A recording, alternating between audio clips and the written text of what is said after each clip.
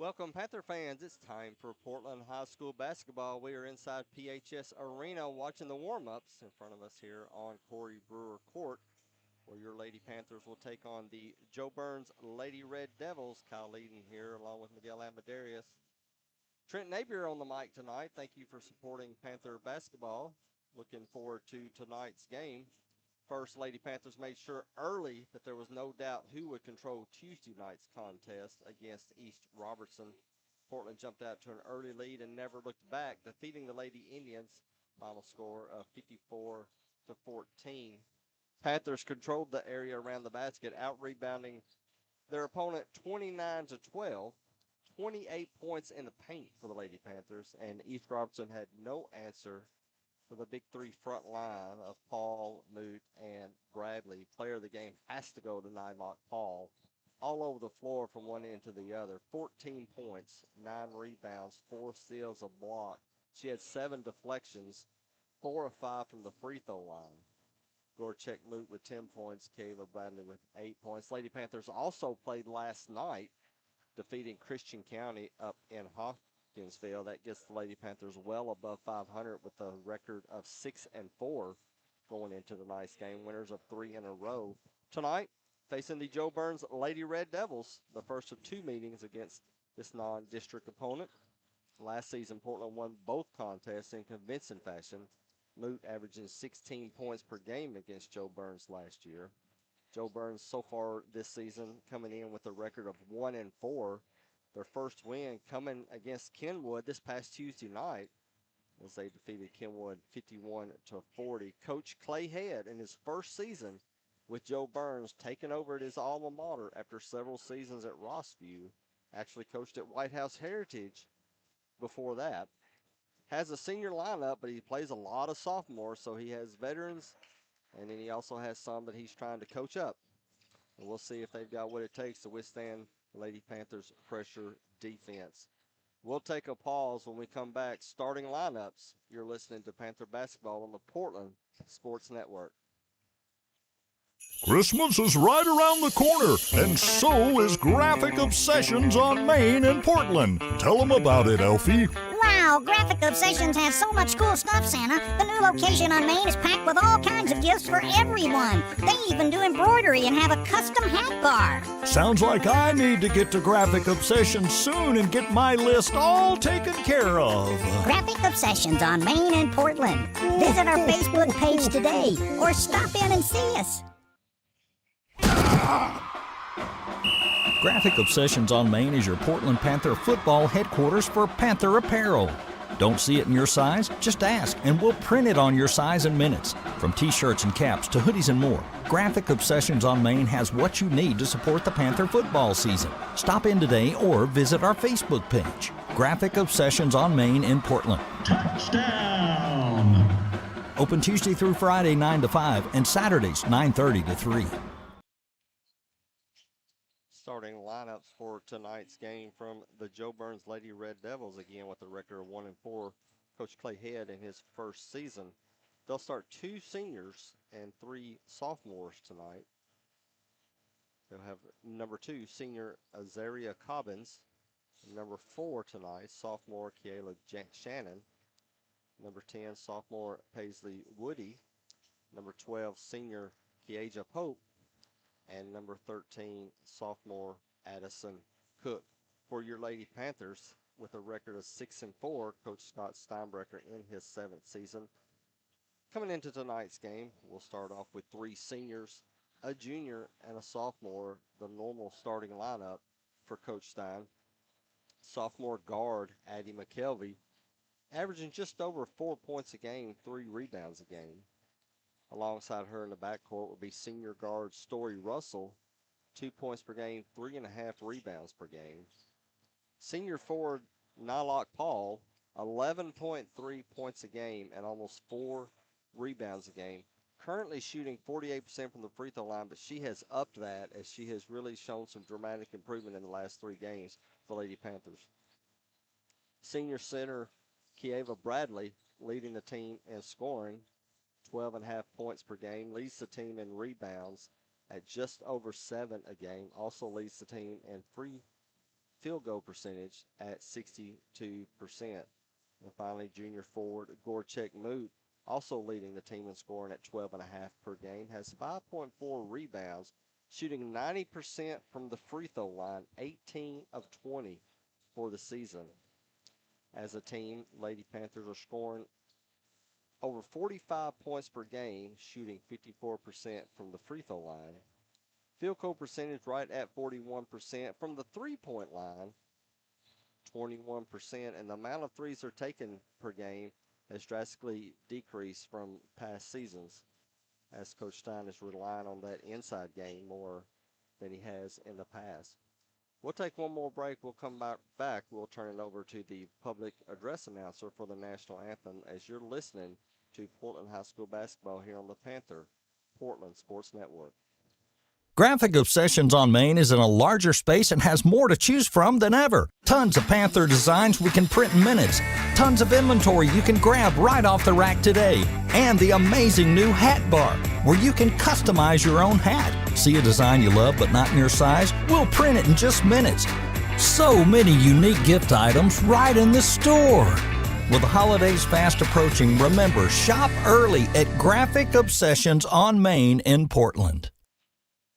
Christmas is right around the corner, and so is Graphic Obsessions on Main in Portland. Tell them about it, Elfie.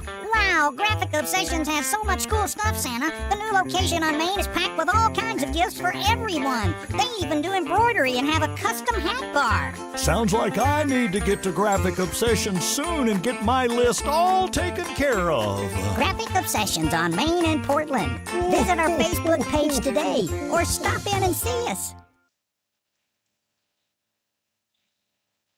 We are back inside PHS Arena looking down on Corey Brewer Court as the Portland Lady Panthers are getting set to take off against the JoByrns Lady Red Devils. Kyle Eden here along with you. Getting up to closer to Christmas, so you know you're going to get close to those Christmas tournaments that are coming up. And for the Lady Panthers, it's no different, but they've got a big trip coming up this time as they will be heading down to Gulf Shores the week after Christmas from the 27th through the 30th. Exciting time for them to get out of this cold, chilly, nasty weather. Get to enjoy some beach vacation. But before that, they've got the game tonight. They've got Westmoreland at home on Monday. And then later in the week, next week, two home games, both one against Trousdale County and one against Russellville. As players come off the court and they get set up, everybody's lining up for the starting lineup. Again, we want to thank you for joining our YouTube channel, Portland Sports Network. And right now, we'll head it over to our public address announcer, Michael Carter, as he begins the national anthem.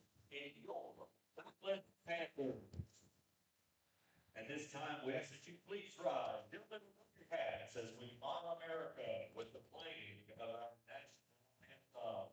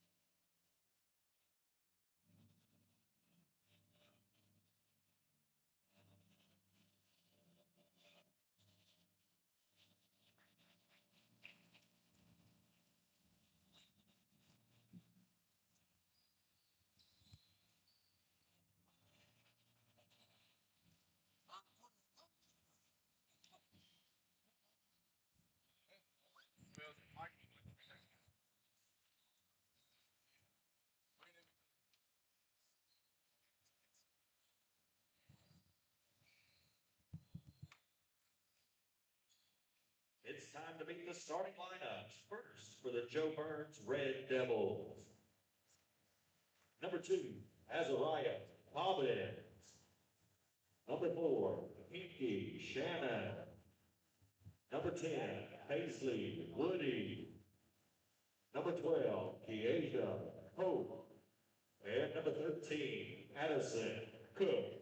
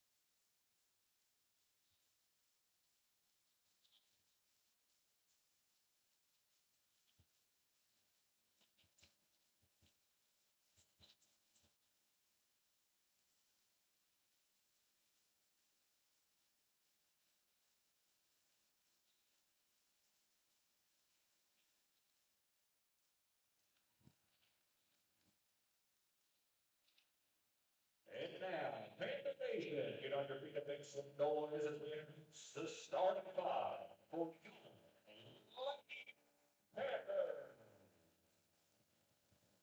Starting at guard, the sophomore, number 12, Anderson. Starting at forward, the junior, number 24, Gorchek.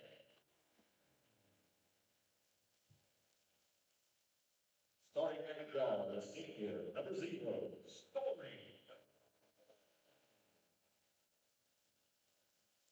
Starting at forward, the senior, number 23, Nala Palm. And starting at forward, the senior, number 31, Kieva. The Lady Panthers are led by assistant coaches Misty Brown and Brianna Gillen, and the head coach, Scott Steinbrecher.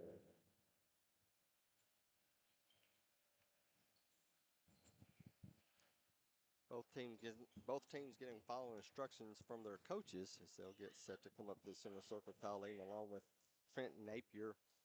Miguel Amadarius handling the electronics.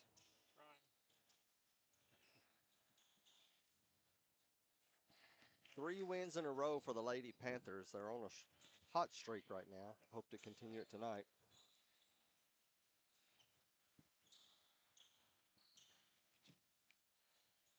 It's going to be Gorchek Moot going up against Azaria Cobbins as we get set to tip off. Tip off is won by Moot. Possession gained by the Lady Panthers. They'll be going left to right wearing their home whites, purple trim, purple lettering, purple numbering. McKelvey, man-to-man defense for the JoByrns.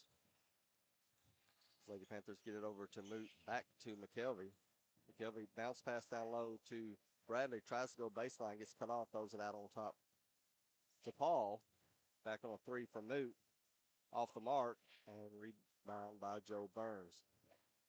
So we was mentioning the lack of three-point shooting like in previous season, and the first one up there is 3, and JoByrns puts a 3 up. It's no good. Rebound taken down. Paul up ahead to Bradley, who's behind the defense, and she gets the layup. Good way to keep your eyes up.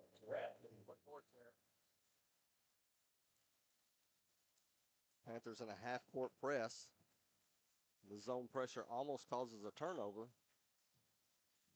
As the Lady Red Devils are scrambling to get back into the offensive set, into the lane, and there's a foul on the floor. And they'll give that one to the senior, Story Russell. First personal foul, first team foul, first game foul. As JoByrns will inbound from the baseline. Over to Woody. Woody bounced pass down low, deflected out of bounds by Moot.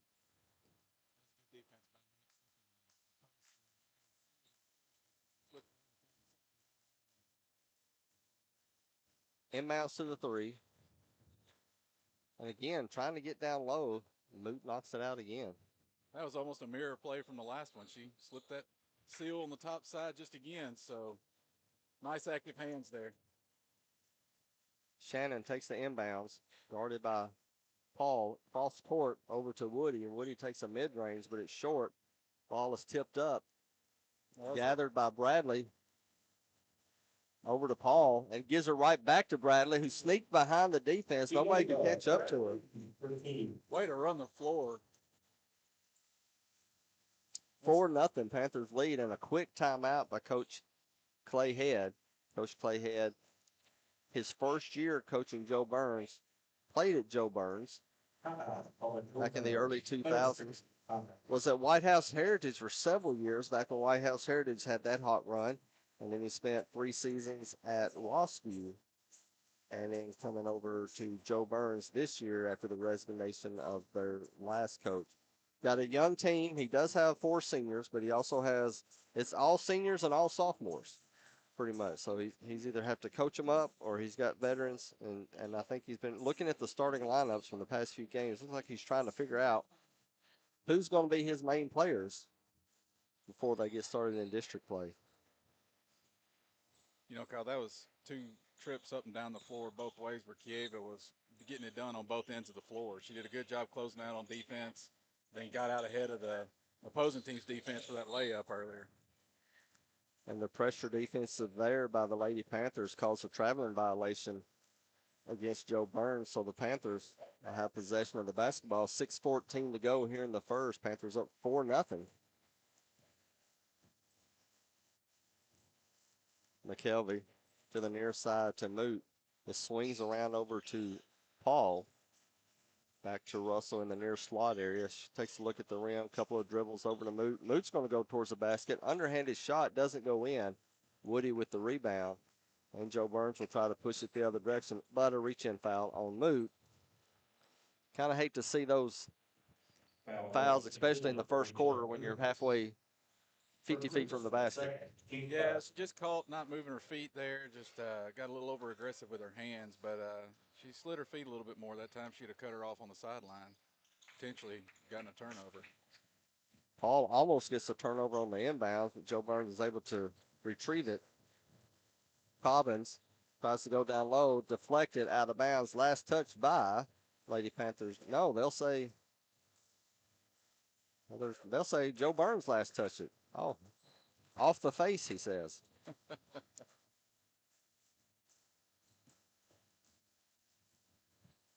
McKelvey gets it across the center stripe, goes over to her left. Paul to the far slot area. Fakes, goes down the lane. Nobody's around her, so she takes a short layup. Nice drive. Defense traded off, didn't have any help side. And she took advantage of it and got the layup. JoByrns caught in the baseline area, and they'll call double dribble. That's just another example of Bradley getting it done on both ends of the floor there. That was really good defense. Had her trapped in the corner and generated the turnover. Coach Head calls another timeout, trying to gather his troops, and we'll take a short pause. We'll be right back. You're listening to Panther Basketball on the Portland Sports Network.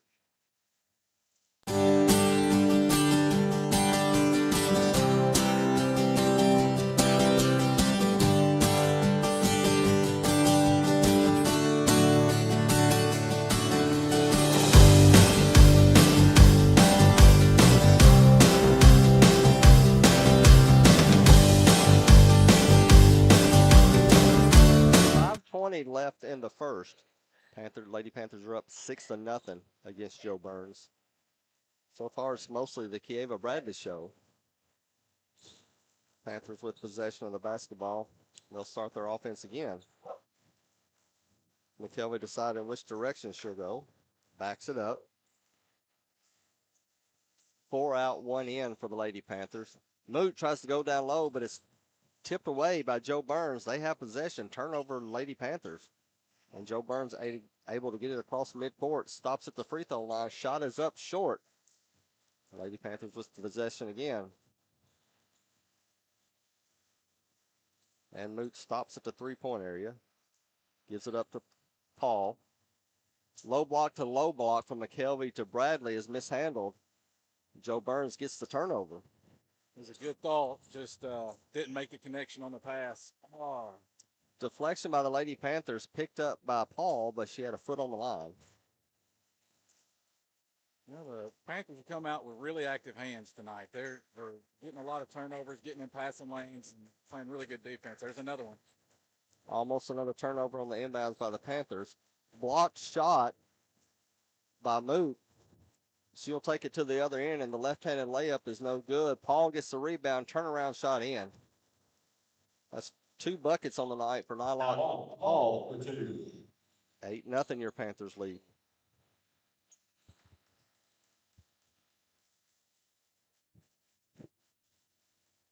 Shannon out on top, guarded by Paul, gives it over to Woody, looking for a screen. And she'll pass it over to Shannon. Shannon goes to her right, towards the baseline, takes a shot, makes a shot, got bumped, no foul call. First basket of the night for JoByrns goes to Kiela Shannon. You know, that's really the first time they've been able to drive the lane. There's a good aggressive play by Shannon there, but we just didn't slide over on help side. Moot over to Paul, catches Russell going down the lane. Russell misses a shot, picked up by the Lady Red Devils. Little bit forced there on the drive. Story did a good job crashing through the middle. It's a good look. She just didn't get herself squared around when the shot went up. Kaylee Garman in the game for Coach Head of JoByrns, and Kieva Bradley playing 25 feet from the basket. Awesome defense, knocks it out of bounds. JoByrns will have to start from the sideline.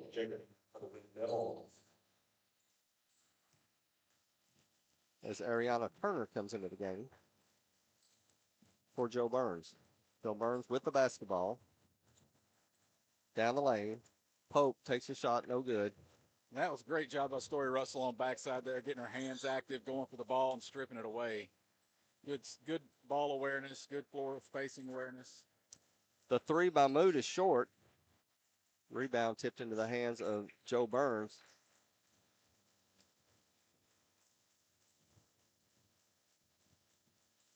Panthers with a 6-point lead. Ball goes out of bounds. It'll stay with JoByrns. Coach Stein yet to make a substitution for the Lady Panthers with 2:36 to go here in the first, staying with that starting 5. And as soon as I say that, here comes 2 to the scorer's table. Madison Mays will make her first appearance. Here comes Bailey Sharklet. Taking a breather will be Story Russell and Kieva Bradley. Inbounds for JoByrns. Into Garman. Garman tries to take a shot on the baseline. It's no good. Rebound by Paul. She gets knocked down. You know, it's been real fun this year so far from the first game on to where we are today, watching these younger ladies develop and get a little bit more confident, you know, as each game's gone on. I think it's helped Stein be a little bit more confident in his substitutions and his rotations, and it's really paid off these last few games. Has a first team foul on JoByrns. Lady Panthers trying to extend that 6-point lead here with 2:23 to go in the first. Moot on the near slot area. JoByrns going to a zone defense. McKelvey to the far corner. Mays goes baseline.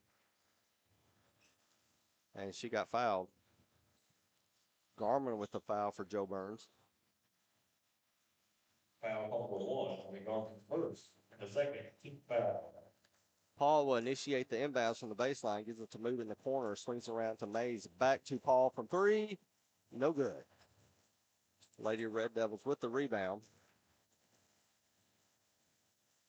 Moved up ahead goes Shannon, goes down to her left, nice little Euro step, blocked by McKelvey, up ahead to Paul. Paul gets the layup. It was contested as one of the JoByrns Lady Red Devils had caught up to her. But Paul used her size to make that layup. And we'll keep it here. I know Russell is sitting on the bench now taking a breather, but you're right. Story Russell doesn't show up in the stat sheets. 2 points per game, 3.5 rebounds per game. But it seems like I'm always saying her name. Yeah. She's doing something, whether it be deflections or a certain defensive play that she makes. Always saying her name, and she doesn't make turnovers. I mean, you can count on her to play that guard position and just not make mistakes. And that's what you got from somebody that's been pretty much playing. This is her third year that she's actually got playing time from Story Russell. Yeah, and she's gotten better each year, and she knows exactly where she needs to be on the floor, and it always helps to be able to trust one another to be in the same spot or be in the right spot, and she seems to always be where she needs to be. So it's been, as I said earlier, it's been really fun to watch these girls develop over the years and even during the season. Coming back out on the court, Bradley, Paul, Sharklet, McKelvey, and Mays. I know originally Madison Mays was kind of supposed to be the backup to McKelvey as far as that point guard position, but I like it when Stein puts them both in at the same time. They seem to have a good combination together. JoByrns with the basketball, down by 8.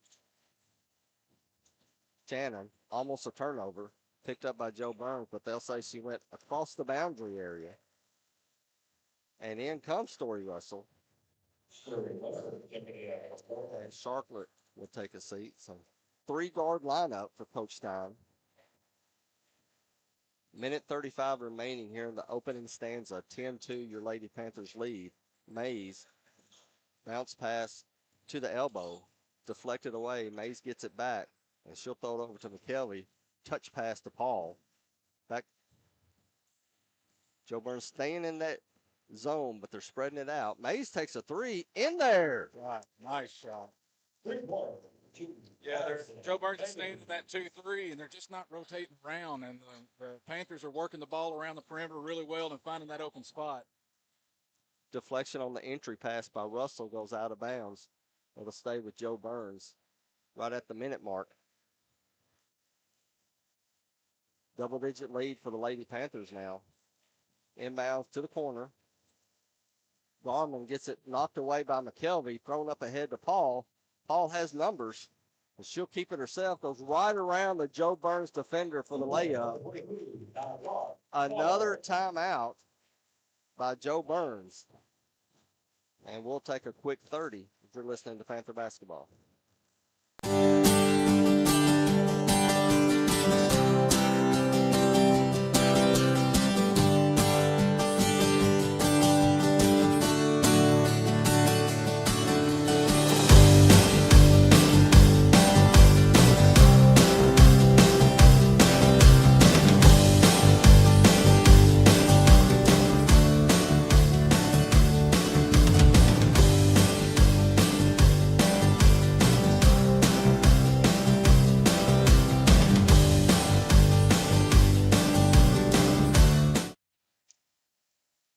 Coming back out of the timeout, and we were talking off air there, Trent. Yeah, that's 3 timeouts by JoByrns' coach here just in the first quarter alone. You're using all your timeouts like that early on. I'm assuming he's really just trying to coach up tonight. He's really trying to have coaching moments with his team. Yeah, I think that's exactly what it is. Just about every trip down the floor, he's had a rotation bust out of his defense, and as he pulled his team off to the side this time, he was showing them kind of their positioning errors, and I think you're right. I think he's just really focusing on trying to coach them up tonight. 15-2, your Lady Panthers lead. 47 seconds to go here in the first quarter. Shannon fakes left, goes right, throws it over into the corner. Addison Cook with the basketball, being covered by Mays. She's stuck in that corner area, and they'll say she stepped out of bounds. That was a really good job of Madison, just staying straight up, working her feet around, not getting over aggressive and reaching. Really, really good defense there and caused a turnover. So we'll see if the Lady Panthers look for a last-second shot with 26 seconds remaining. McKelvey will just hand it off to Paul. She'll throw it over to Russell, who swings it over to the far corner for Mays. Mays picks up her dribble, gives it to Paul. Paul pump fakes, takes a dribble, shoots from 3, short, and JoByrns with the rebound, has 12 seconds. Bradley gets the turnover in the forecheck.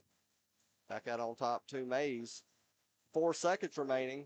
Paul is going to leap one from the volleyball line, almost banks it in.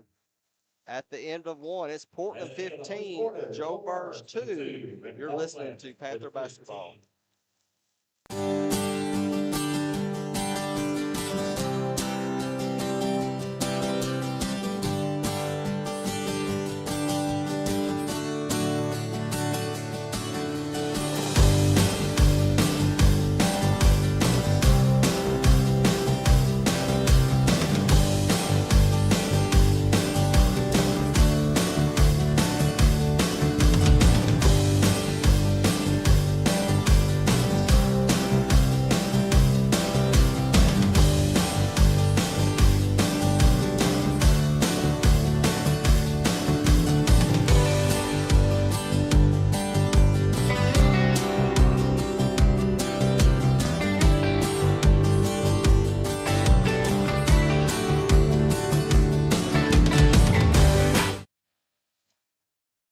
ready to start second quarter action with your Panthers up 15-2. A lot of scoring there in that first quarter for the purple and white. Yeah, Nylock Powell leads the team with 8 in that first quarter. Kieva Bradley had 4, and Madison Mays in the quarter with 3. For JoByrns, Kiela Shannon had 2, but I think the story for the Panthers has been unselfishness. Both Nylock and Kieva both were recipients of some really nice backdoor cuts or some steals and look-aheads, so the girls have done a good job keeping their eyes up the whole quarter. JoByrns will have the basketball to start the second quarter. JoByrns wearing their visiting red, white trim, but black numbering and black lettering. Loose ball in the lane, and our first tie-up of the night comes with 12 seconds into the second quarter. Possession hour goes to the Panthers.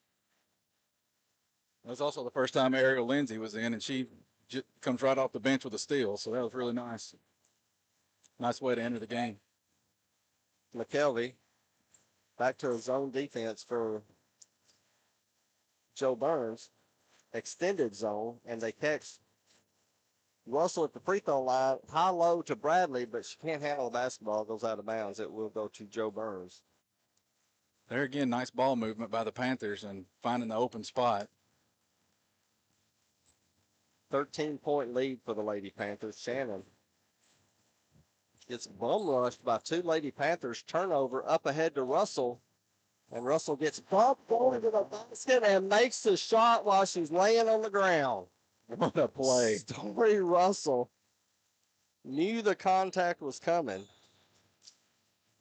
It should have been free throw, but that was an outstanding play. But yet again, points off a steal. Story ran the floor. As soon as the steal happened, I believe it was Kieva looked up and sent the ball down to her. So missed on the free throw, but JoByrns knocked it out of bounds. So Lady Panthers will get to keep possession.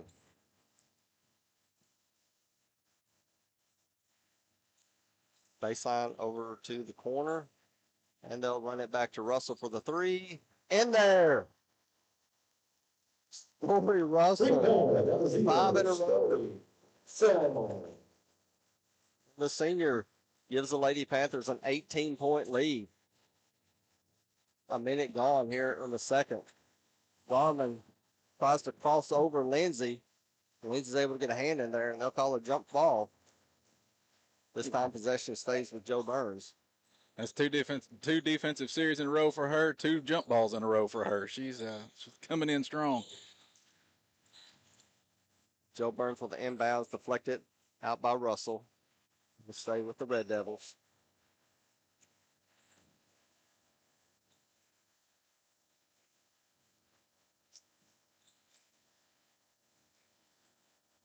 Pope with the inbounds to Shannon. Shannon being guarded by Moot. Moot, Lindsay, Russell, Bradley, McKelvey on the court. Jump step shot. Floater is no good for JoByrns. Rebound by Russell. And she'll sling it over to McKelvey. McKelvey will slow it down. Looks like JoByrns is back in the 2-3. Russell dribble her way up to the top of the key. Deflection.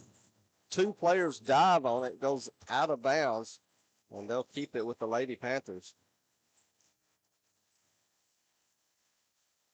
In the game for Coach Stein now will be Mays and Paul. Out will go McKelvey and Russell. Story Russell scores the last 2 baskets for the Panthers. One of those from behind the arc. Paul, top of the key to Moot. Swings it around to the far slot area for Mays. She waits for Paul to get to the top of the key. Gets to her. Paul's going to go down the lane. Takes a step. Shot is up. No good. Bradley with the rebound. Turns around. Puts it back. It's going to bounce off the rim. And JoByrns, down by 18, will push it up the court. Taken away by Paul, and she falls down, and they're going to say she was tripped. Looks like she may have been shook up a little bit. There she goes, getting up. That was a great rebound by Bradley on the other end just a few minutes ago. She just didn't get her eyes around it before she shot it. But she was kind of covered up. I think all 5 JoByrns players collapsed on her at the same time. That's the second team foul on JoByrns. Mays will take point guard in this possession. Over to Paul. Tries to throw it cross court, gets deflected. JoByrns picks it up, goes up ahead. Shannon got behind Paul, but she misses the layup. Rebound goes to JoByrns. Foul on the putback.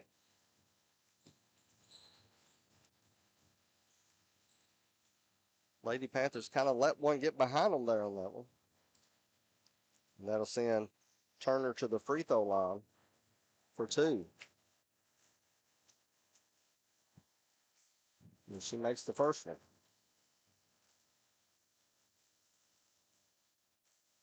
More rotation for Coach Stein as Mays and Lindsay takes a breather. McKelvey and Russell come back in.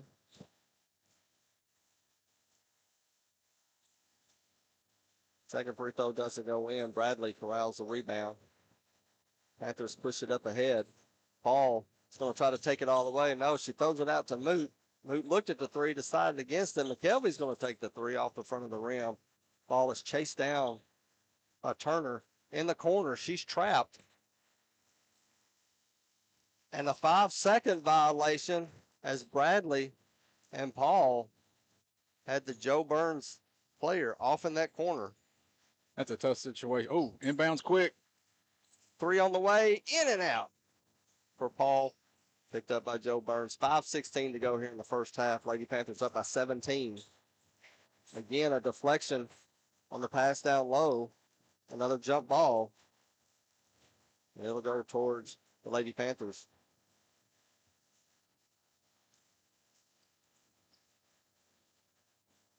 (20-3) is your score. Coming up on 5 minutes remaining in the second quarter. High-low action again. This time JoByrns saw it coming. Took the steal, but threw it away. Paul picks it up. Gets it tipped from behind. JoByrns has it again. They've got numbers. McKelvey, the lone player back. And she causes Shannon to miss that little layup to the left-hand side, but the ball gets out of bounds. Last touch by the Panthers. It'll go to JoByrns.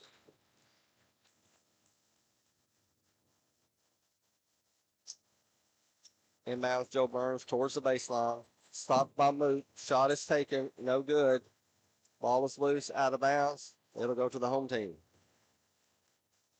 You know, we've been saying it all along, but right again, that was great defense. Oh. We're going to have another timeout. I didn't catch which team was calling it. I'm going to assume it was JoByrns. That was their fourth? Yeah, that's Fourth their timeout fourth. here in the first half, so 4:39 to go. We'll take a quick break. Lady Panthers leading 20-3. This is the Portland Sports Network.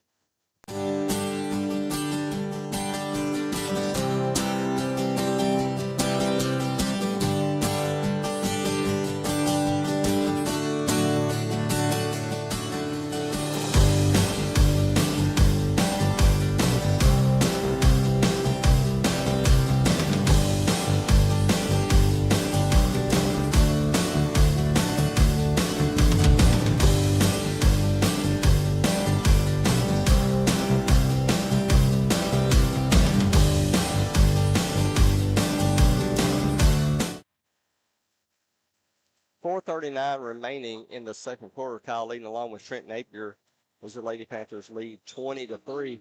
And Trent, it's not like, this JoByrns team, they actually play decent. Yeah. You know, they're not afraid to go into the lane. They look like they've got some skill. It's just they're having a hard time getting a shot off, and the Lady Panthers are just playing that pressure defense. Yeah, their hands are really, really active, and then, we're moving our feet and communicating well, and that seems to be the big difference. They're just right as they feed down low to Kiev again. Nice tic-tac-toe play. Kelby to Russell to Bradley. Yeah, I think the biggest difference is the communication. It's just JoByrns isn't talking. They're not rotating with each other, and, there's another turnover. Paul and Moot, 2 versus 1, and Paul will get called before the shot. Third team foul on JoByrns with 4:10 remaining. Correction. Hold on. Yep. That'll be an out of bounds play. Paul thought differently. Huh. Russell lobs it out front Ooh, oh, Paul looked at that 22-footer and decided against it. Fake into the lane, gives it over to McKelvey. Back out on top. Taken away as Shannon saw that one coming. Goes down the lane. Blocked from behind by Moot cleanly. Wow, what an athletic play. That's hard to do without fouling. It is. It's very hard. You know what? She did a really, really good job, though, keeping her hands straight up. So we got another timeout.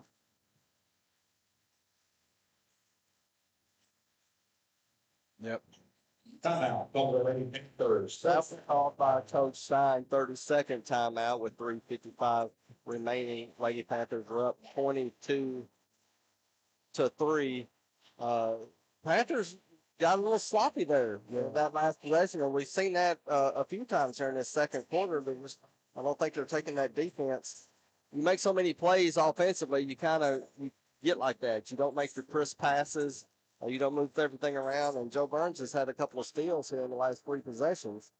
Yeah, we forced a little bit. You know, we've seen what works, and we keep trying to go back to the well. And, you know, they're sliding into those passing lanes a little bit now where they weren't at the beginning of the game. And looks like we're just going to have to mix it up and not telegraph our passes with our eyes. So JoByrns will inbounds underneath the basket. Over to the corner to Garman. Back over in the elbow to Cobbles. Turnover picked up by Paul. She's already picked up her dribble, tries to find a teammate, gets it to Bradley. Bradley gives it back to her. So now Paul gets to reset. 3:40 to go here in the first half. Bounce pass into the lane. Moot fakes, throws out to Paul for a 3. Off the mark. Rebound JoByrns, but out of bounds. So we'll stay with the home team.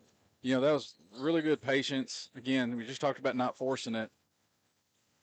Oh, inbounded to Nylock. Nylock's got it out top. Over to McKelvey.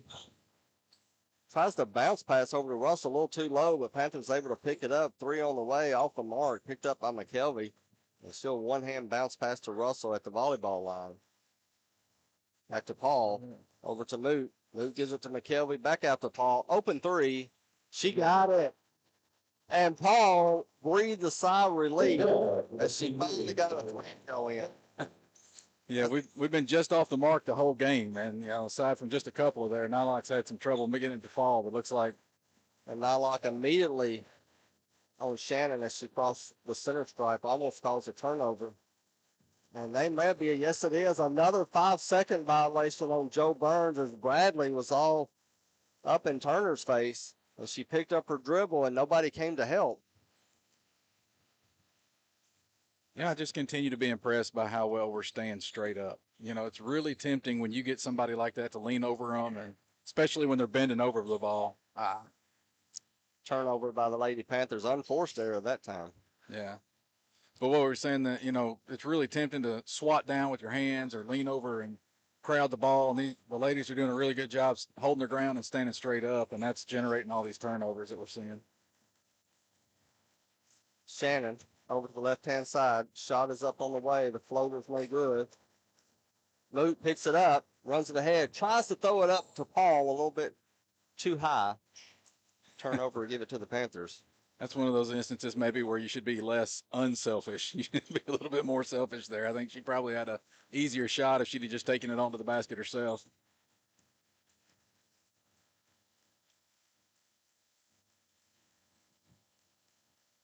So with 2:11 to go, Panthers are up by 22. JoByrns with the basketball. Pope. Oh. I think they're going to call Bradley with a foul in the lane area, trying to guard the girl down low. Foul call number 31, Kieva Bradley of her first. That's her first personal foul for Kieva. Second team foul for the Panthers with 2 minutes to go here in the second. Inbounds taken by JoByrns. Defended well by Russell. Pass to go down low to Woody. And turnover by JoByrns gives it right to the Panthers.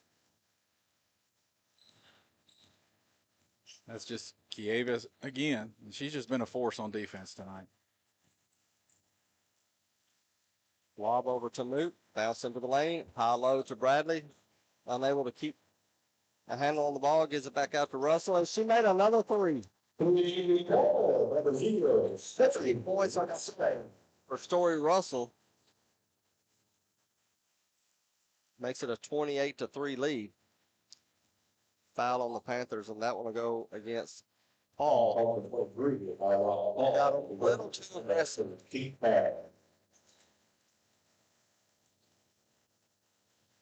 Inbounds for JoByrns, back to the corner.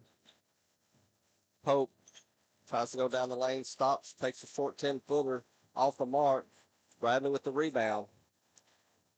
Over to Paul. A minute 15 to go here in the first half. A 25-point lead for the Lady Panthers. McKelvey will take the three. It's off the mark. Chased down by JoByrns. Shannon will get it to the front court. Takes it all the way. Whistle's blown. Offensive foul on JoByrns as Nylock Paul says, "You're not coming in here." Again, just great footwork. She got her feet set. She got her body in position, held ground, and just really, really, really good fundamental defense out of the Panthers tonight. No great. That was an easy goal for the official. 1-3-1 defense for JoByrns, and they'll pick it up at the center stripe. Bradley at the volleyball area over to Paul. Underneath the Moot, what a pass in between two JoByrns defenders, and Moot turns and makes the boom shot. Yeah, Nylock caught the defense sliding up on the backside, and Turnover, steal by Moot.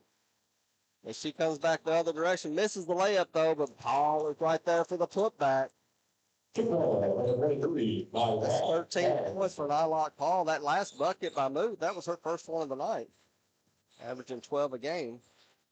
3 on the way by JoByrns. That one goes in, and it was contested. As Addison Cook nails one.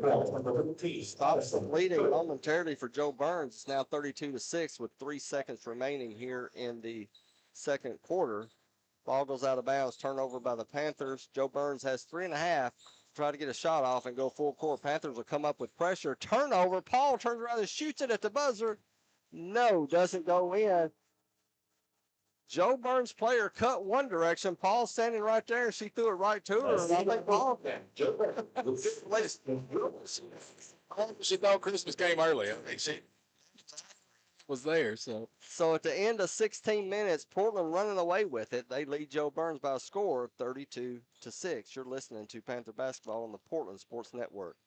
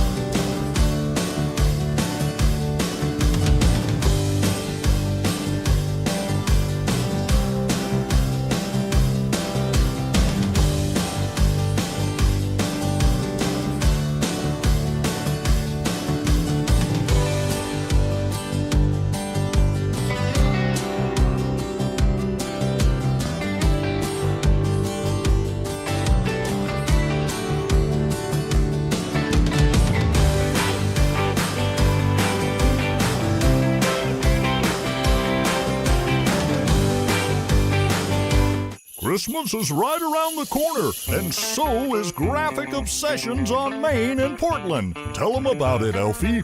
Wow, Graphic Obsessions has so much cool stuff, Santa. The new location on Main is packed with all kinds of gifts for everyone. They even do embroidery and have a custom hat bar. Sounds like I need to get to Graphic Obsessions soon and get my list all taken care of. Graphic Obsessions on Main in Portland. Visit our Facebook page today or stop in and see us.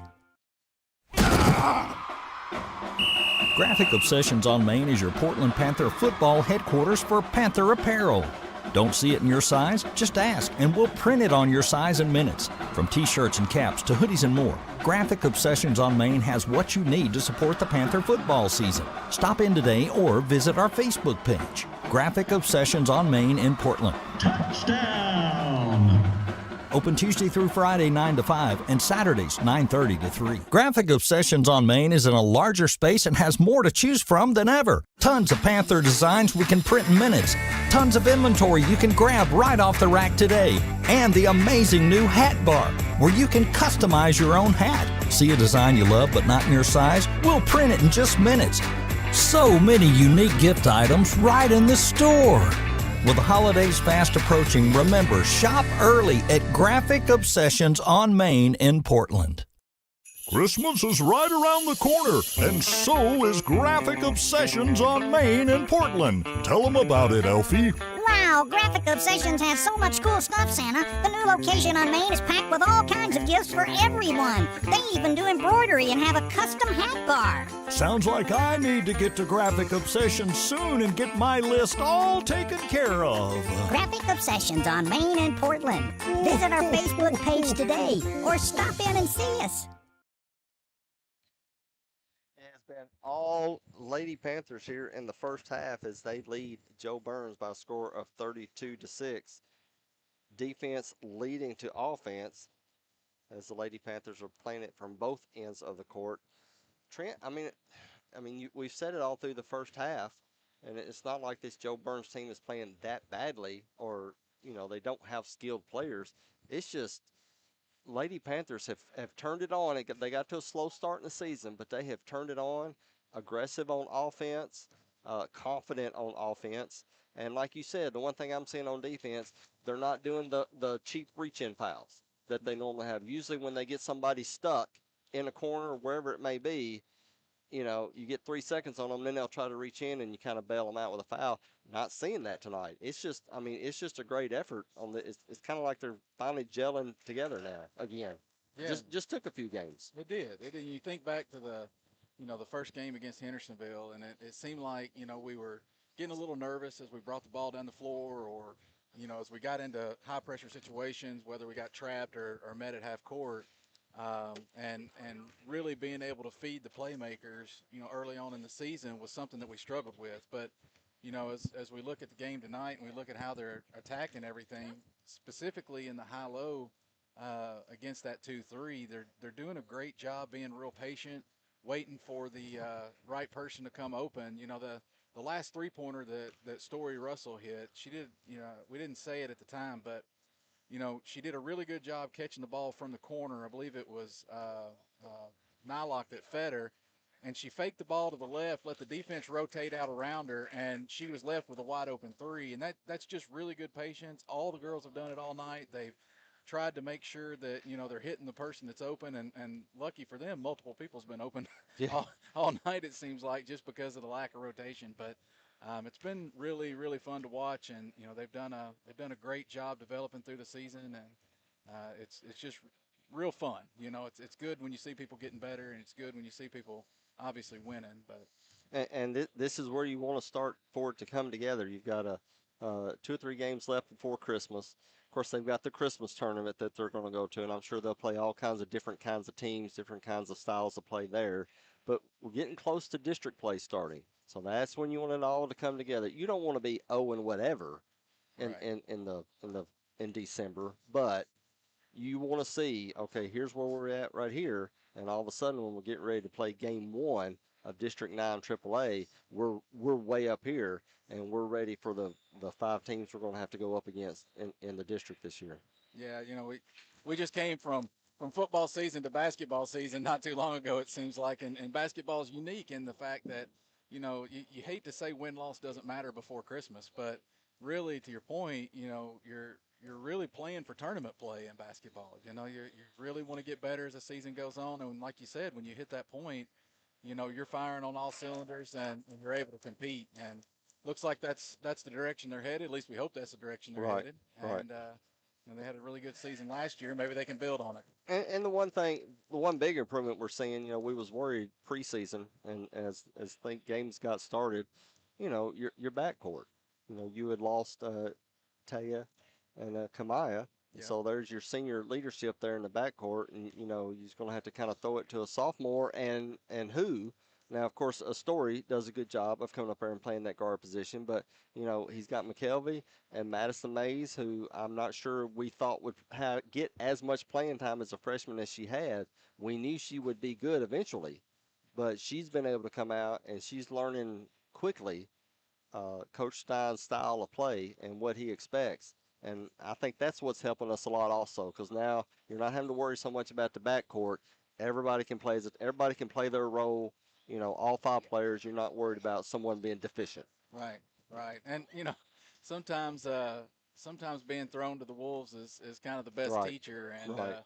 it's kind of a little bit of necessity that she had to step up. But to your point, I think Madison's done a great job, answering the call, and there's a few others in there that have really stepped up. You mentioned the backcourt, but we also lost quite a bit with Mia Humphrey and Smallwood, and I think Kiera. And with the rebounding and the defense and the hustle and the low post play, and I feel like we've filled that with younger players that are stepping up. Sharplett's young, Sharplett's real young, and getting to your point, really quick experience that maybe we didn't expect, but she's doing a good job answering the call. So And I think the fear may have been in the season. The big three, they sometimes had trouble with foul trouble. yeah, But you had Smallwoods, you had Mia that could, you could rotate 5 or 6 to play those 2 or 3 positions, and you kind of get yourself out of foul trouble. And then that was kind of concern here. Wait, y'all can't get in foul trouble now. I don't have anybody yet that can jump in there for you. But you're right, Sharplett's starting to get more minutes and starting to steady herself. And I think, and the others, and we've already talked about the defense. They're doing a good job of not getting the silly fouls, and that way you're there in the fourth quarter and you can actually play basketball. I know you've got the stats, the scoring stats here for the first half. yeah. For the first half, Story Russell ended up with 8, all 8 of that being in the second quarter. Nylock Paul ended up with 13 in the first half. Gorchek ended up with 2. Kieva Bradley with 6, and Madison Mays with 3, bringing it to a total of 32. And to your point earlier, there's just been a really clean game defensively. I believe we only have 3 people with 1 foul each. So Story and I believe it's Gorchek and Kieva all have 1 foul each. So really clean first half for the Lady Panthers. Down 2 timeouts. So we've got 3 remaining for the second half. For the JoByrns Lady Red Devils, it's a little bit lighter stat line there for them. But to your point, they played hard all first half. Ariana Turner with 1 point on the front end of a free throw there. Kiela Shannon had 2 in each quarter, totaling 4 for the half. And Addison Cook hit 2 3-pointers, or hit a 3-pointer. I'm sorry, she's got 3, bringing their total to 6. And realistically, their defense has been pretty clean too. I mean, it's not been a lot of fouls called tonight, but I think that's largely because the ball's been loose all night. There's not been a lot of possession for lengthy times. True. 32 points in the first half for the Lady Panthers, and Gorchek Moot only has 2 of them. So that can kind of tell you how we finally got things spread around.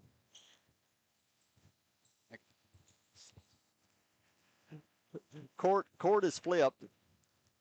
Panthers will play defense here to start the third quarter. I was going to stand up, Trent. I changed my mind. I decided to sit back down. So on the court for the Panthers is McKelvey, Moot, Bradley, Russell, and Paul. Out of bounds. Turnover goes to the Lady Panthers. Yet again, that's I can't count how many times tonight the backside helps drop down when JoByrns is driven, and we've just gotten a hand in there and popped it out. And that's exactly what happened that time too. McKelvey throws it to the front court. Bradley at the top of the key, over to McKelvey, back to Paul, far side corner to Moot, back to Paul. Quick ball movement, no dribbling for the Lady Panthers. McKelvey, and she'll finally dribble towards the baseline, gives it up to Russell.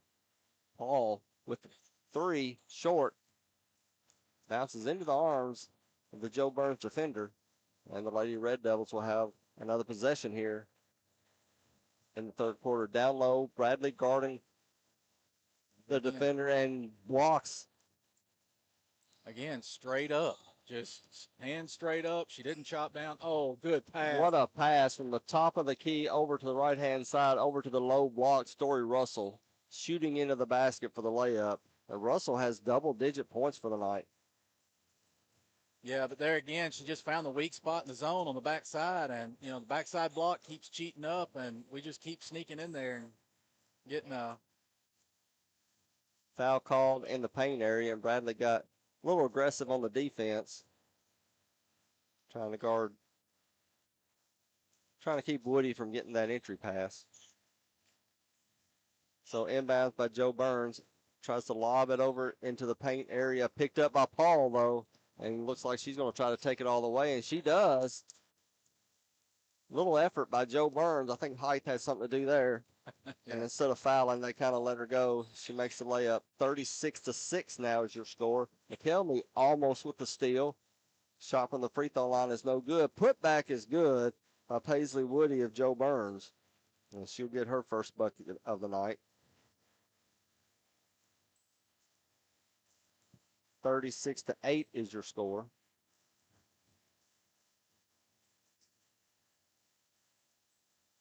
Moot in the corner. Back up to Russell. Over to McKelvey. Uncontested three. Doesn't hit it. And JoByrns with the rebound. And the one dribbler went through 4 Lady Panthers. Couldn't get through the 5th. Turnover. McKelvey with the basketball. Over to Russell. Quick double team there. She gives it up to Paul. Fakes the three, takes a couple dribbles, decides to give it up to McKelvey. Minute and a half gone here in the third. I'm not really sure what defense they're in here. It's kind of a really loose. Turnover by McKelvey. Shannon gets fouled coming the other direction. During the shot, I put her to the free throw line. It looks like the back three are playing a zone, but the front two are kind of moving wherever the ball is, and sometimes trying to get a trap. Reverse to the second team foul. That's the first foul of the night on McKelvey. That will send Shannon to the free throw line where she makes the first one. It almost looked like a triangle and 2, but the back 3 were just kind of standing there like they're in a 2-3. It didn't really. Guess it worked though. Shannon makes both of them. She has 4 points on the night. JoByrns has hit the 10-point mark.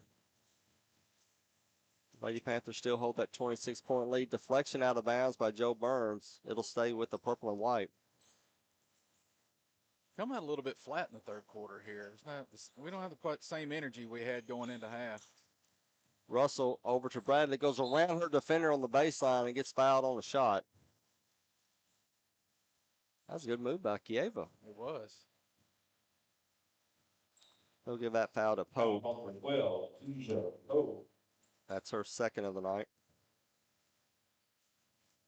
I'm sorry. That is not her second of the night. Yeah. I was looking at my wrong line here. So Bradley makes the first free throw.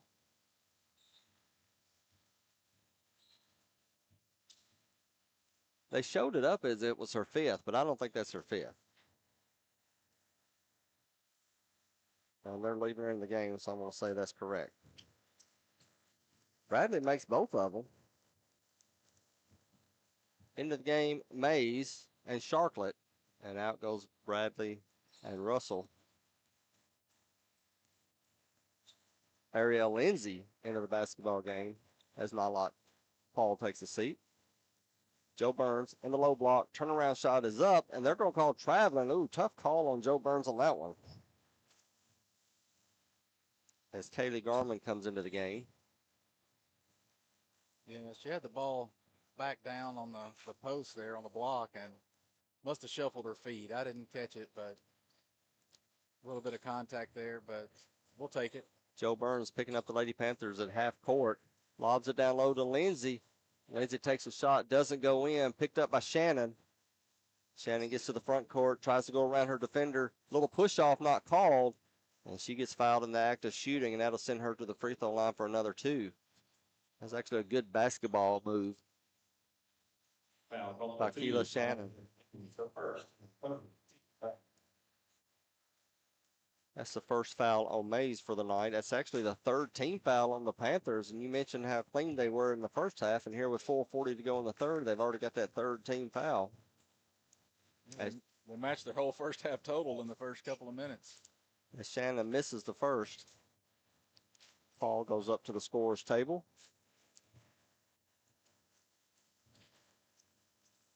Second one is good. 5 points on the night for Shannon. Paul checking in for the Lady Panthers. As Paul will come in for McKelvey. So Mays will be the lone point guard as she gives it to be the lone guard, but Paul, as we know, will play point guard. Paul into the front court, backs it up, picks up her dribble. She's caught there at the volleyball line. JoByrns knocks it out of her hands. Panthers able to save it. Back over to Moot. Moot goes baseline, takes a little running jumper, rolls off. Rebound, Sharklet doesn't go in. And JoByrns has possession, knocked out of bounds by Nylock Paul. The free safety came from across the way to knock that one out. Yeah, she definitely broke on that pass. That was, again, they're just so athletic, the whole team, and that was a great break to knock the ball out of bounds. Ball goes down low to Woody. Woody double team, tries to pass it out. There's no one there. JoByrns picks it up, but there'll be a backcourt violation. The Lady Panthers will take advantage of that turnover. 38-11, Portland leads.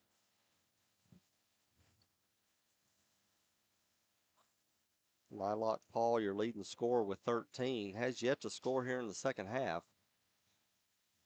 But she's done everything else. Yeah, she does. Sorry. I'm going to stand back up so I can pay attention. JoByrns got the steal, but they stepped out of bounds on the way down.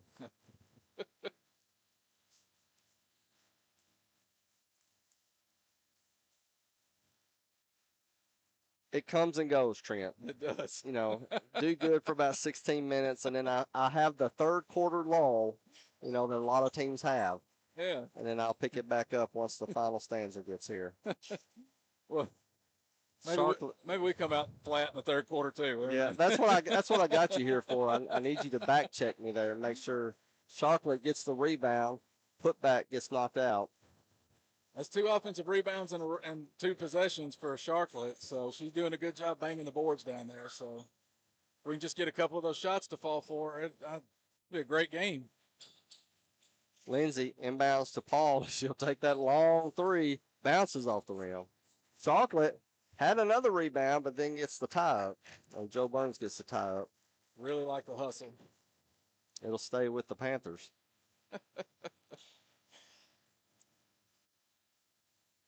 Lindsay tries to lob it out. Woody saw that one. And they're going to call a foul. That was a tough one on her. Turner gets the foul call. Trying to go in for the steal. I'm sorry, they give that to... Yeah, they give it to I'm trying to figure out what we're doing here. Okay, yeah, they give that one to Paul, didn't they? No, Moot. Okay.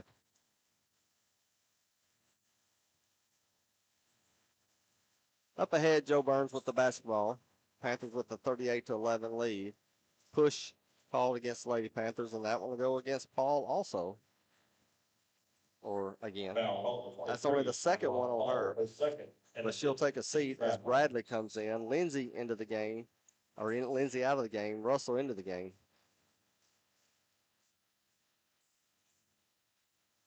And that's the 5th team foul on the Panthers. So that'll put JoByrns to the free throw line. Portland up 38-11 with 3.5 to go in the third.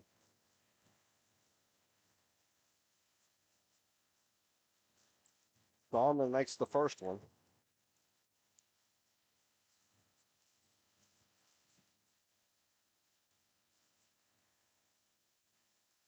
Second one on the way, and that one goes in.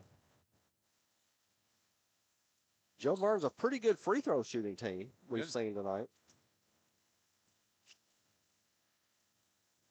Up ahead to Russell. She catches Bradley open on the low block. Bradley misses, tries to go from the right hand to the left hand side. She misses it. Rebound by the Panthers. 3 on the way, and it goes in for Nylock Paul. It doesn't matter how it goes in as long as it goes in. Paul. Yeah, rebound by Sharp, getting that ball back out to Paul. That's 2 threes on the night for Paul. Missed shot for JoByrns, but they get the offensive rebound. Into the lane goes Turner. Shannon, she gets the layup. Nice move by the point guard. Shannon has 5 points for JoByrns in this quarter. 41-15 Panthers lead. Again, Russell sneaks in the backside, decides not to take the little shot, gives it back out to Mays. Bradley for 3, it's short. Rebound JoByrns. Double team on the end line, taken away by Russell, dive on the floor, and they'll call held ball. But it'll go over to JoByrns, but good defensive pressure by Story Russell once again. The very beginning of the third quarter, the Lady Panthers came out. They didn't have a lot of people crashing the boards, but the last couple of minutes, we've had 3 people in the lane on every shot. Made a difference. 2:20 to go here in the third. JoByrns. Down to the low block. Turner misses the shot. Put back. Goes in. And she was going up against the freshman. They thought they had a mismatch there as Mays almost turns it over. Shannon doing a good job with the tip ball. Russell to Bradley. Good. 2 points from the 31, Diego Bradley. Timeout is called by JoByrns. We'll take a timeout.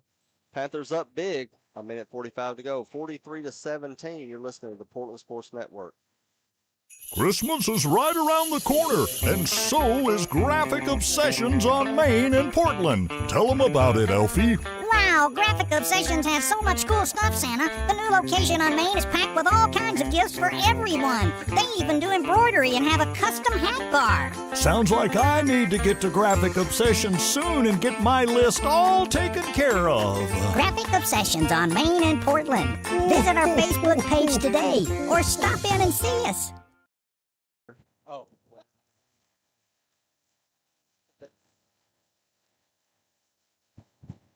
We're back 1:45 to go. Portland 43, JoByrns 17. I know, I told you 30-second timeout. I know. I wasn't paying attention. This is a PHS cheerleading squad entertaining the crowd for us tonight.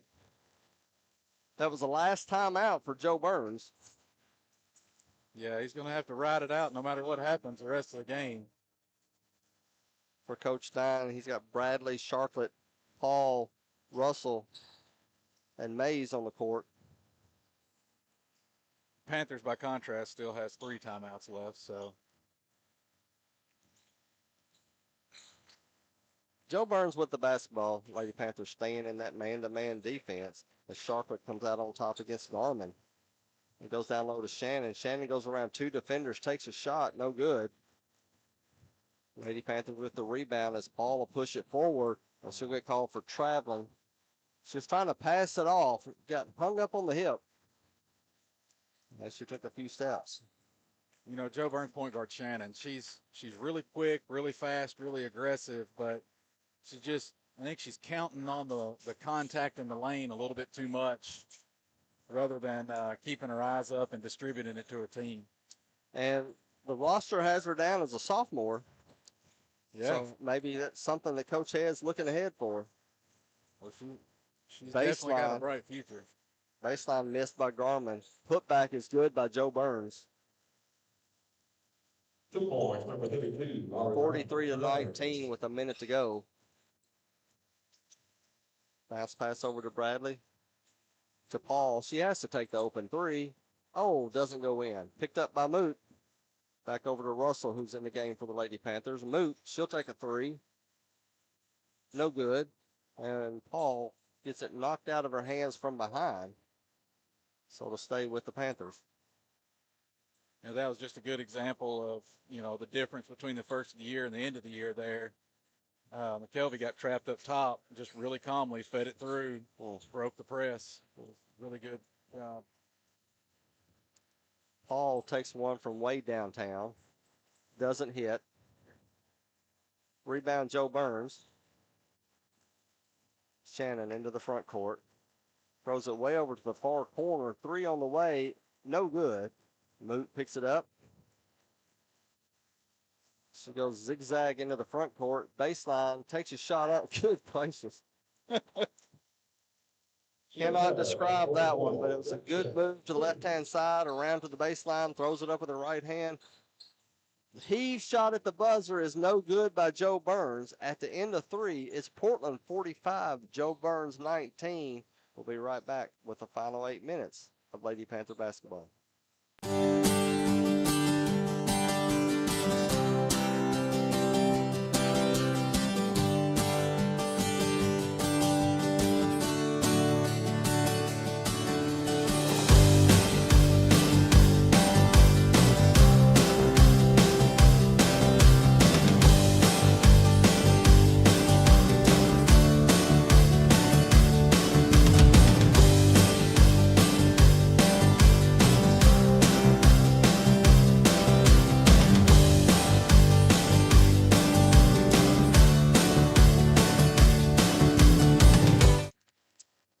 We're back getting ready for the fourth quarter action here of Lady Panther basketball, where Portland is up on JoByrns right now with a score of 45-19.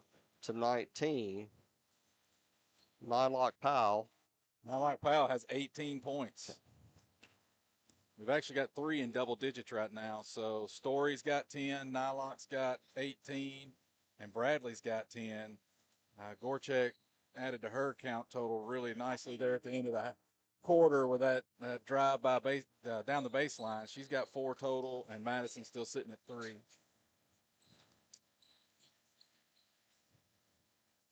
JoByrns, number 32, Ariana Turner has 5. Kaylee Gorman has 2. And then Shannon leads all their scores with 7. Ariel Lindsay, Madison Mays, Bailey Sharklet in for Kelsey Gregory, who makes the layup there. Lady Panthers, along with Abby Sanders.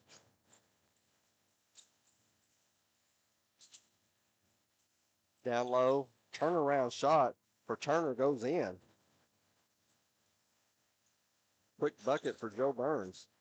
47-21. Turnover as Shannon was able to steal the pockets, but then it was knocked out by Lindsay. JoByrns retains possession. It'll be on the baseline as Woody comes into the game for Turner for Coach Head.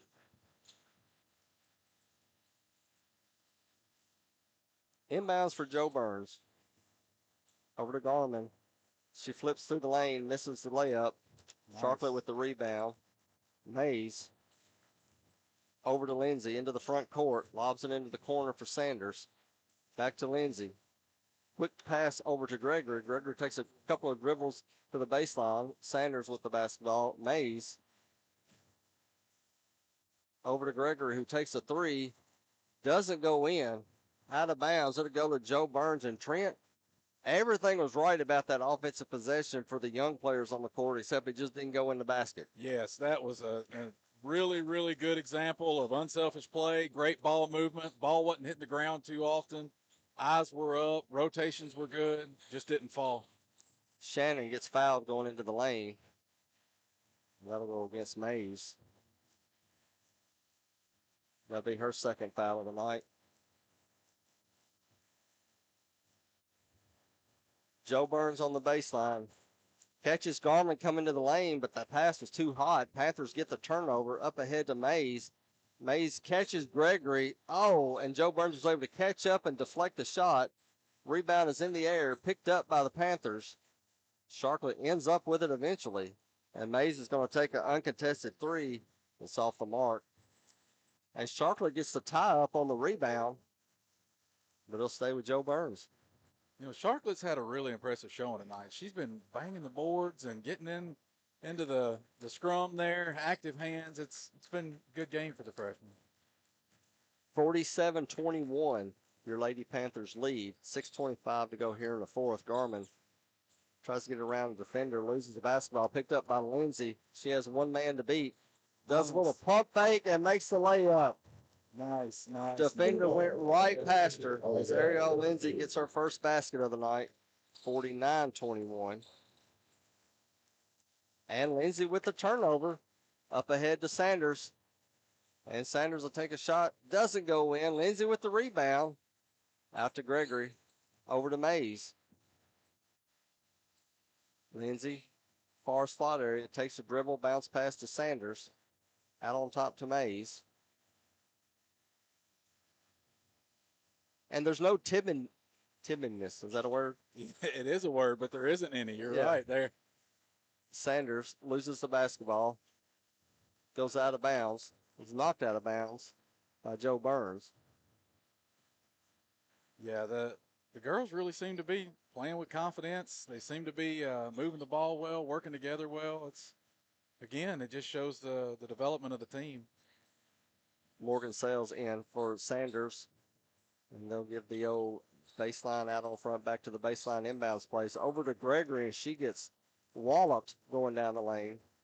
So Kendall Gregory will go to the free throw line for 2.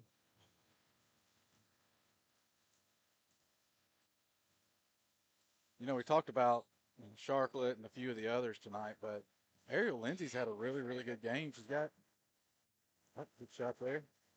And the Gregory on the front end on the one of the 2 shots. But Ariel's done I think she's got 3 steals and 2 jump ball tie-ups and played really well. Miss on the second free throw.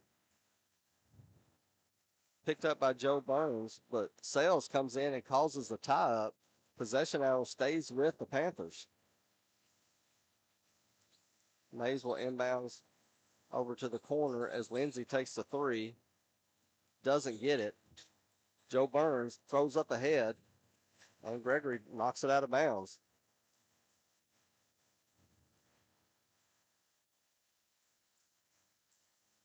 (50-21) is your score. Lady Panthers on top with 5:14 to go here in the fourth. JoByrns inbounds into the corner. Hot pass down low, picked up by Sharkler, but because she fell down with the basketball, they'll call traveling. But there again, young freshman stayed firm, stood her ground, stayed straight up. Almost had the turnover there. Inbounds for JoByrns. Quickly tries an entry pass down low, and it gets knocked out by the Lady Panthers. Pretty sure that ball hit 7 hands on the way out of bounds there. JoByrns screen. Takes the pass over to 3 area into Turner. Turner takes a couple of dribbles. Shot is up. Shot is good. The senior makes another bucket here in the fourth. And it looks like Turner may have twisted an ankle coming down off that shot. Well, she tells the ref she's good. And they'll resume play. She is limping. As the senior's going to try to gut it out. Under 5 minutes to go here in the fourth. A 27-point lead for Portland. Kendall Gregory with the basketball over to Lindsay at the 3, and she took steps before she got the dribble. Yeah, I think she was going to pull the 3 there and got really excited when she saw the open baseline and got a little happy feet. So Sanders will come in for Lindsay. Sanders, Sharklet, Sales, Gregory, and Mays. JoByrns with the basketball into the lane. Loose ball picked up by Sharklet, but they're going to say reach in on the Lady Panthers. They'll call it against Gregory. If I can interject here, the young ladies are playing like they got a chip on their shoulder. And there is no timidness. There is no scare in them. And they're out there playing like they want playing time. Yeah, you're exactly right. You know, Coach Stein's got to be smiling inside over there on the bench by the way they're playing. Because some of JoByrns' starters are still in there. Yeah, they are. 50-23 is the score. Lady Panthers with the basketball. Sanders over in the corner. Fakes out for the 3 down the lane. Gets fouled on the shot. You know, I had somebody tell me one time I'd much rather put a leash on a tiger than paint stripes on a cat. And, you know, these ladies are playing with aggressiveness. They're attacking. They're not scared. You know, it's really fun to watch. Sanders makes the free throw. Well, this is just kind of off the top of my head, just looking at them. It's freshman, sophomore, junior, freshman on the court as Gregory comes out and Lindsay will come back in. Nice. So, Sanders hits both of them. 52-23 the score. JoByrns into the lane. Gets the shot off. Charlotte with the rebound. Over to Lindsay. Mays.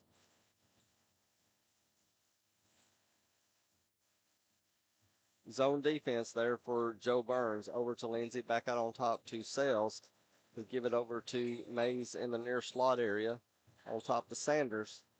3:44 remaining here in the fourth. Mays with a three in there. Madison Mays with her second three of the night. Makes it a 55-23 lead for the Panthers. Down the lane goes Shannon for JoByrns, and she gets that bucket.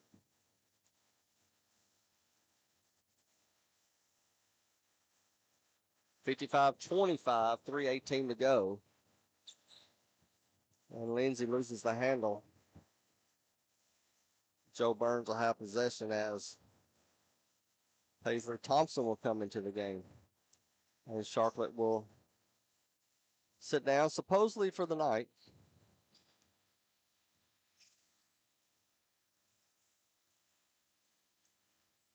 Shannon with the basketball being guarded by Mays. Goes over to the left-hand side, takes a running jumper, and that one goes in. Shannon's got a nice touch around the basket. That floater is a pretty shot there. A 401 for JoByrns. How many points you got for her? For Shannon? Mm-hmm. 11. Shannon tries to jump the pass, runs into Sales. So personal foul on number 4. That's her second of the night. That's the third team foul.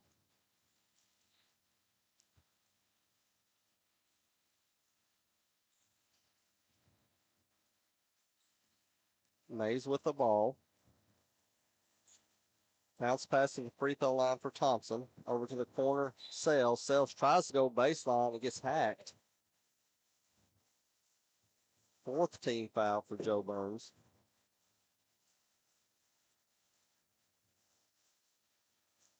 .237 remaining here in the fourth. Lady Panthers with a 55-27 lead. And that was the fourth foul on Turner of JoByrns. And Sales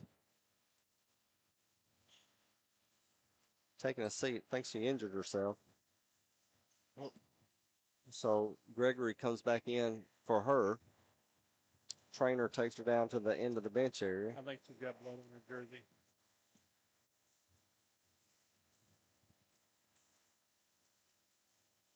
So Lady Panthers up big. Gregory over to Sanders. I think you're right, Coach. I was saying yes. I don't know if anybody could hear my head or could hear me nodding. As Lindsay will take the inbounds off that deflection of JoByrns over to Sanders. Sanders goes baseline, tries that running jumper. That one doesn't go. And JoByrns with the basketball, reach in on the sophomore as I believe that was a bit of a frustration foul there. After giving up the play. That's the third team foul on the Panthers. 55-27, they lead. Shannon will take the inbounds into the front court. Down low to Turner. She spins around, takes a shot, doesn't go in, gets her own rebound, and gets fouled. So Turner will go to the free throw line.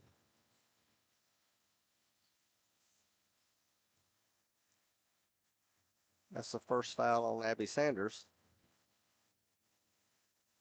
And Turner misses the free throw. You know, it got fast-paced in this game here in the first half. It's going to get fast-paced in the second game tonight. Oh, this second game. This is the one that went to 4 overtimes last year. What a game that was. That one not easily forgotten. as Lindsay picks up her dribble as she crosses midcourt. Sanders comes to help her. Back to Lindsay, over to Gregory. Gregory throws it to the far corner. Sanders takes the three. No good. Gets her own rebound, though, and goes up with it. That one's off the mark. Picked up by Garman. Throws it up ahead to Cook. Cook tracks it down. Almost another turnover by the Panthers. Back to Garman. 1:30 remaining. Turner down low. Turnaround shot towards the baseline. No good. Good defense by Sanders, and she gets the rebound. But a turnover by the Panthers. No, they'll call, turnover. JoByrns with the basketball. Good rebound, good outlet, just a little bit off the mark on the feed there. Last substitution for Coach Head of JoByrns.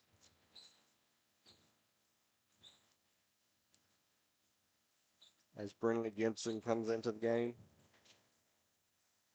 Megan Lewis into the game. Cook with the basketball being guarded by Lindsay. 1:13 to go. Panthers up by 28. And there'll be another reach-in foul on the Panthers. That could be 5. If so, it'll be free throws for the Lady Red Devils. The referee missed a NBA pivot there.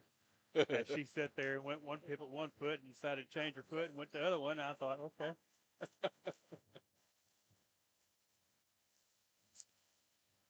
First free throw missed by Addison Cook.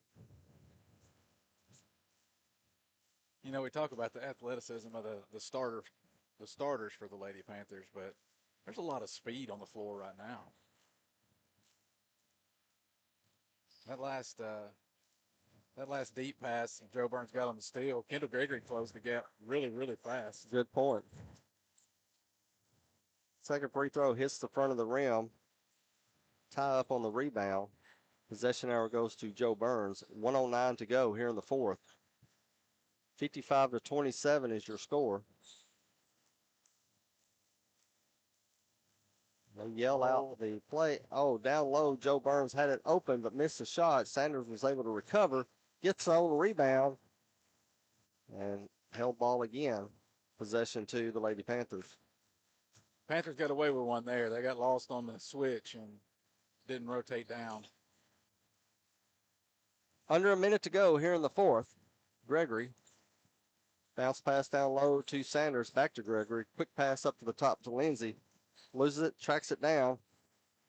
Tries to throw it off the leg of JoByrns' defender, but she moved her leg right at the last second, so it goes out of bounds, and JoByrns will get possession. 48 seconds remaining. Pass over to the far side, gets deflected. It'll stay with JoByrns. No. Referee consultation says no. The red team touched it last. It will go to the home team. 43 seconds to go. Lindsay, Sanders. Gregory out on top. Bounce pass to the far corner for Sanders. Looking for help. Gets it to Thompson. Gregory stops at the three-point line. Lindsay's going to take a three. A little off. Rebound is loose. Picked up by the Panthers. Lindsay again. That one goes in. Ariel Lindsay with a three. She has 5 points on the night. 8 seconds remaining. JoByrns into the lane. Takes a shot. No good at the buzzer. At the end of 4, Portland 58, JoByrns 27. What a victory for this Portland Lady Panther basketball team. We'll take a short break. We'll be right back. You're listening to Lady Panther Sports on the Portland Sports Network. Christmas is right around the corner, and so is Graphic Obsessions on Main in Portland. Tell them about it, Elfie. Wow, Graphic Obsessions has so much cool stuff, Santa. The new location on Main is packed with all kinds of gifts for everyone. They even do embroidery and have a custom hat bar. Sounds like I need to get to Graphic Obsessions soon and get my list all taken care of. Graphic Obsessions on Main in Portland. Visit our Facebook page today or stop in and see us.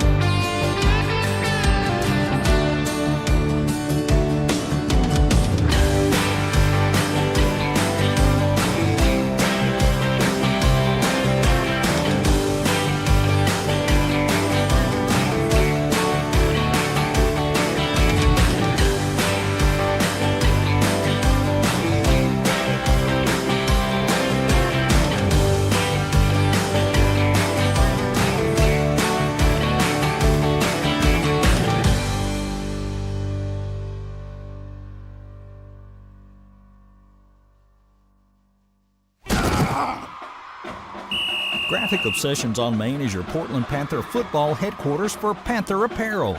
Don't see it in your size? Just ask, and we'll print it on your size in minutes. From t-shirts and caps to hoodies and more, Graphic Obsessions on Main has what you need to support the Panther football season. Stop in today or visit our Facebook page. Graphic Obsessions on Main in Portland. Touchdown! Open Tuesday through Friday 9 to 5 and Saturdays 9:30 to 3. Graphic Obsessions on Main is in a larger space and has more to choose from than ever. Tons of Panther designs we can print in minutes. Tons of inventory you can grab right off the rack today. And the amazing new hat bar, where you can customize your own hat. See a design you love but not in your size? We'll print it in just minutes. So many unique gift items right in the store. With the holidays fast approaching, remember, shop early at Graphic Obsessions on Main in Portland.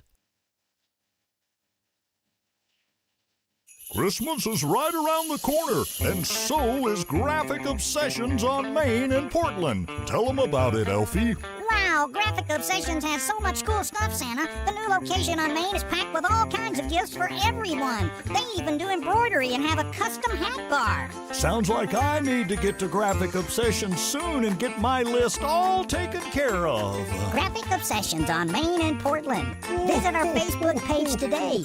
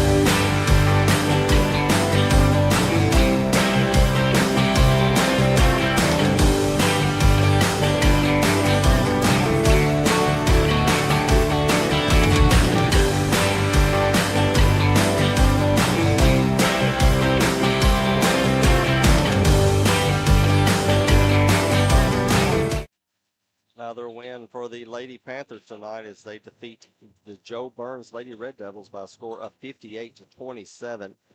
Dominant effort on both sides of the court. Everyone had a hand in tonight's game. For the Lady Panthers, they were led by Nylock Paul with 18 points. All of those scored in just 3 quarters. Story Russell with 10. The senior Kieva Bradley with 10. Madison Mays had 6, both of those baskets from behind the arc. Ariel Lindsay had 5, Gorchek Moot with 4, Kendall Gregory with 3, and Abigail Sanders with 2. Coach Stein has got to be excited about several things from tonight. One, the focus that the players had in that first half as they got the big lead, the defensive pressure of the game, the clean sheet of no one getting in foul trouble. The young players coming in the second half and playing as if they own the game.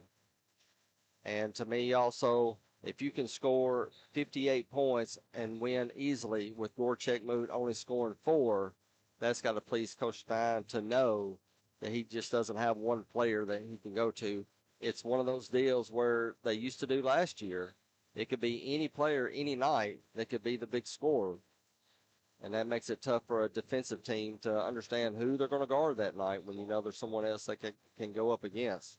That's going to be exciting for Coach Stein. That puts the Lady Panthers record up to 7-4 on the season on a 4-game win streak. Next game is Monday night versus Westmoreland. Tip-off time of that game will be at 6 o'clock p.m. And we'll broadcast that here on the Portland Sports Network YouTube channel. Next, we'll take a short break as we all get set for the boys' game. This is Panther Basketball. Christmas is right around the corner, and so is Graphic Obsessions on Main in Portland. Tell them about it, Elfie. Wow, Graphic Obsessions has so much cool stuff, Santa. The new location on Main is packed with all kinds of gifts for everyone. They even do embroidery and have a custom hat bar. Sounds like I need to get to Graphic Obsessions soon and get my list all taken care of. Graphic Obsessions on Main in Portland. Visit our Facebook page today or stop in and see us.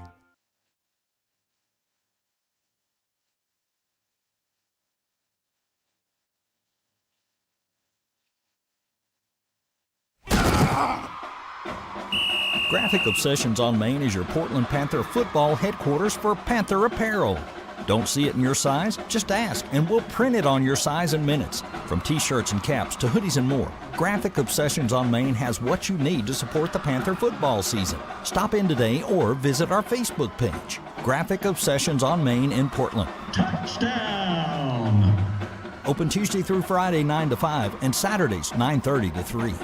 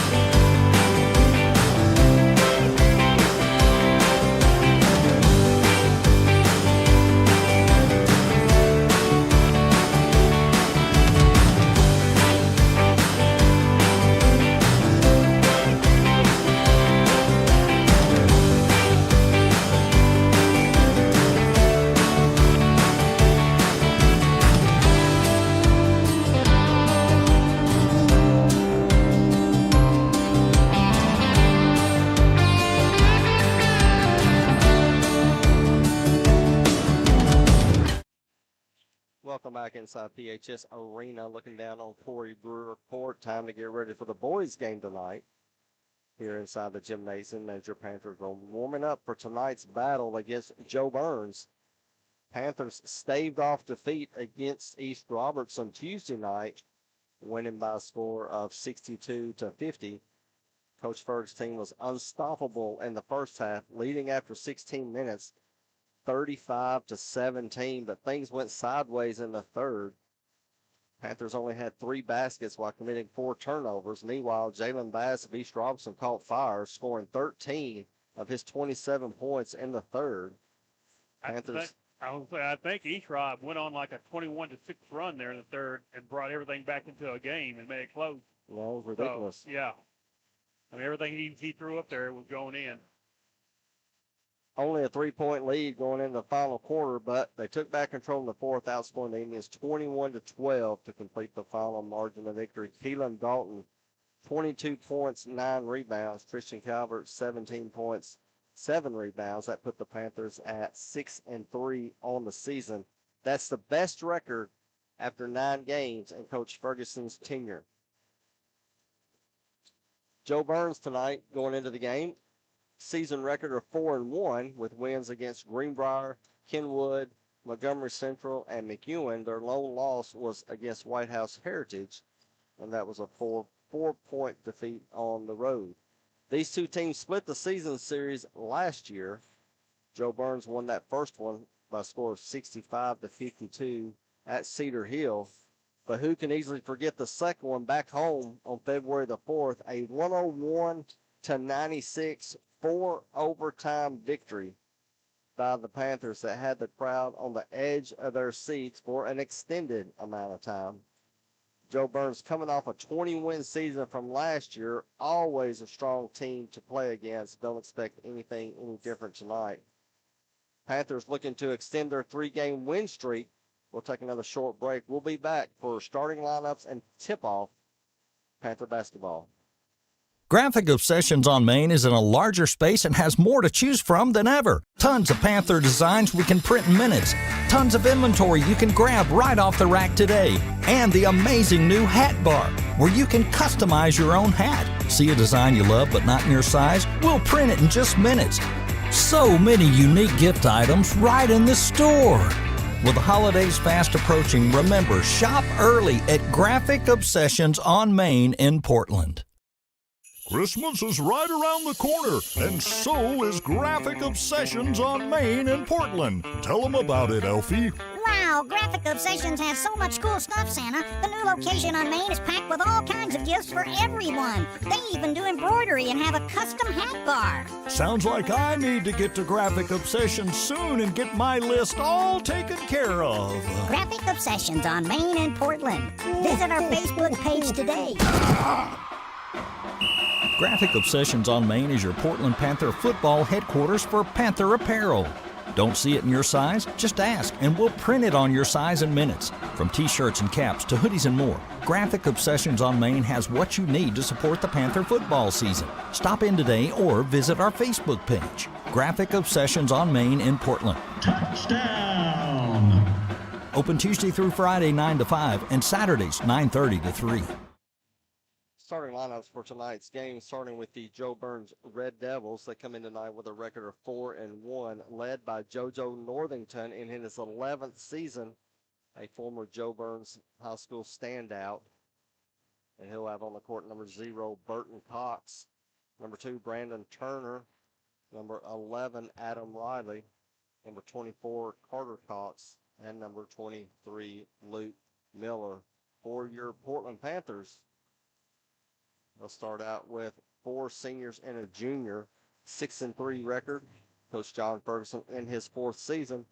He'll have senior guard Quentin Totten scoring 7 points a game, 4 rebounds a game, leads the team in free throw percentage at 74%.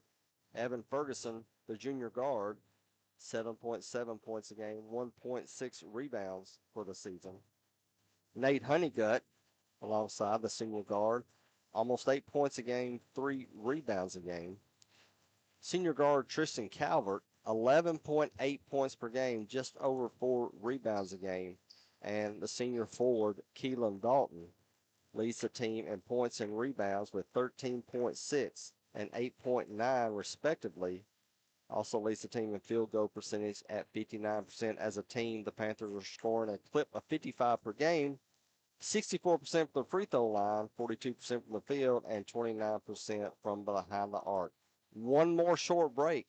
When we come back, it'll be tip-off. It'll be starting announcement lineup time, and then tip-off as you're listening to Panther basketball here on the Portland Sports Network.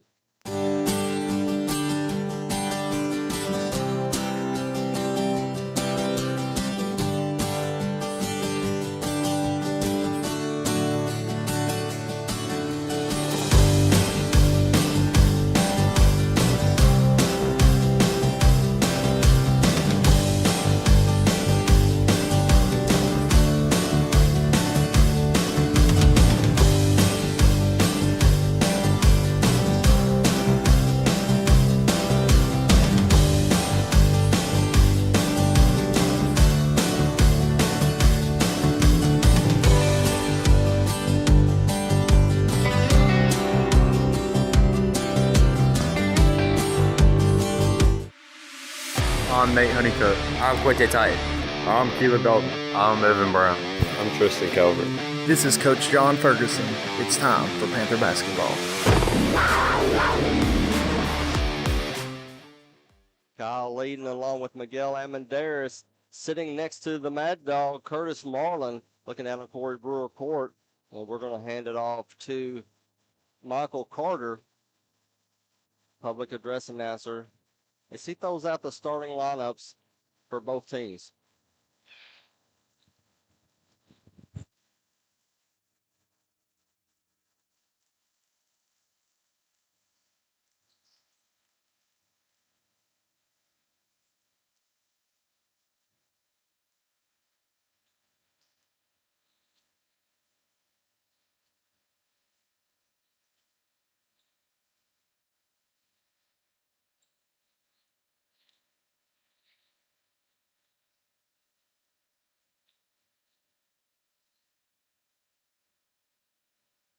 Good evening and welcome to Portland High School, home of the Panthers, for tonight's basketball matchup between the visiting JoByrns Red Devils and your Portland Panthers.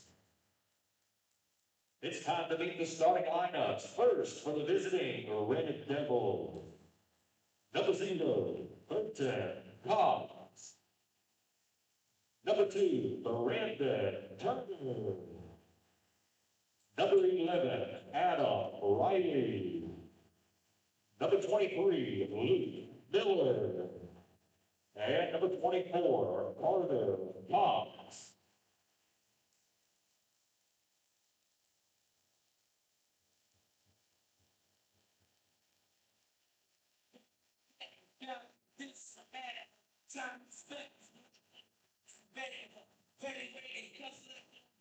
See my dreams unfold.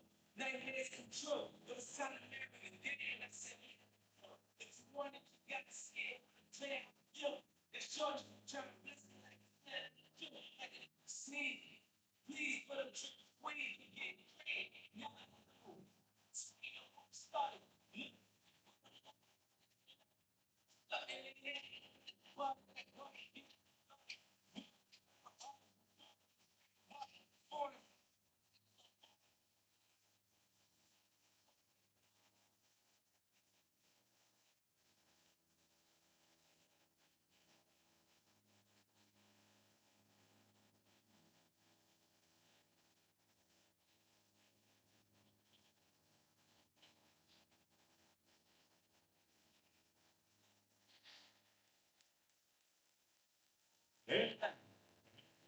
It's time to get on your feet. Put your hands together and make some noise. It's the starting five for your Panthers. Starting at point guard, a senior, number 0, George.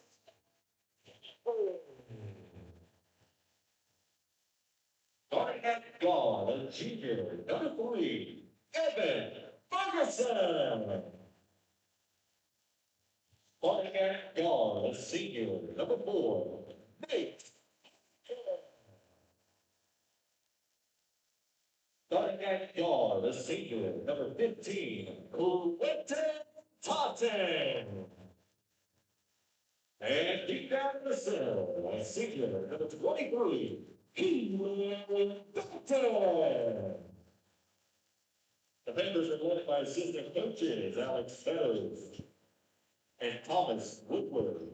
And the head coach, John Ferguson.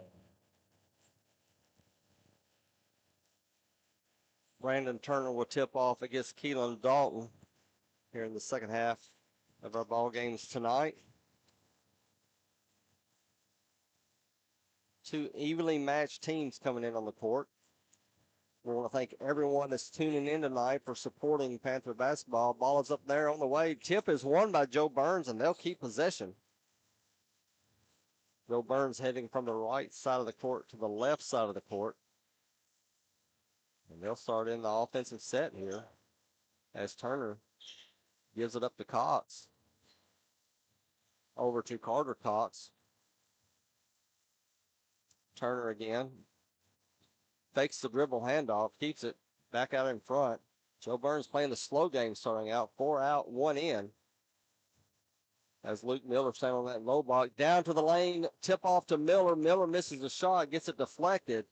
Ball goes into the hands of Dalton. And the Panthers will have their first opportunity wearing their home whites. Purple trim. Back out on top is Dalton. Ferguson over to the near side. Back to Calvert. Calvert, number 0, Calvert being guarded by number 0, Burton Cox. Calvert goes baseline, throws it out on top to Honeycutt for an uncontested 3. In and out. Rebound chased down by Totten, though. And the Panthers get a free possession. As Calvert in the lane decides what to do. Oh, nice little move in between two defenders. He hands it off to Totten for the open layup.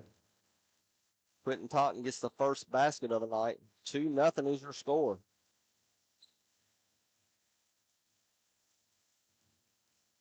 Into the lane goes Adam Riley. Throws up one, and it goes in.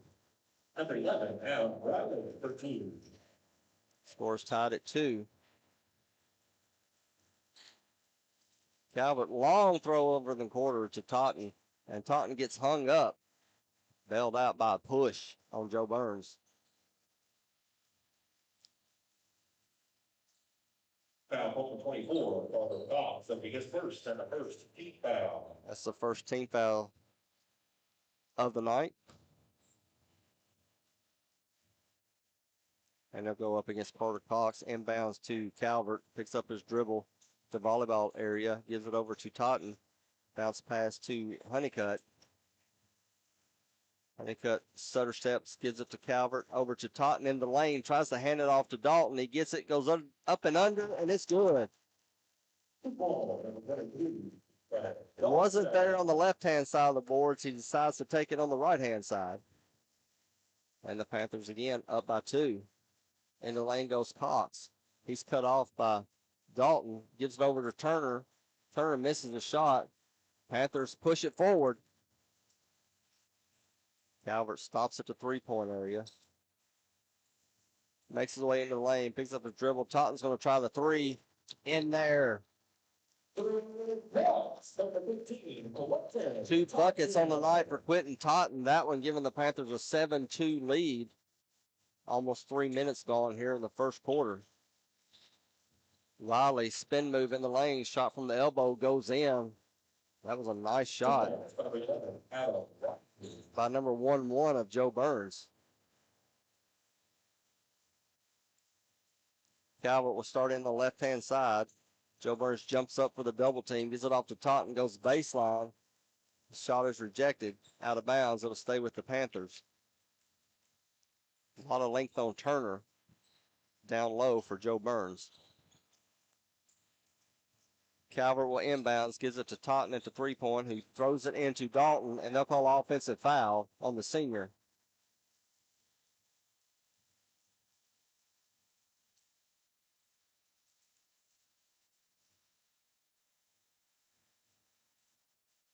First foul for Keelan. 23, his first and the first team foul.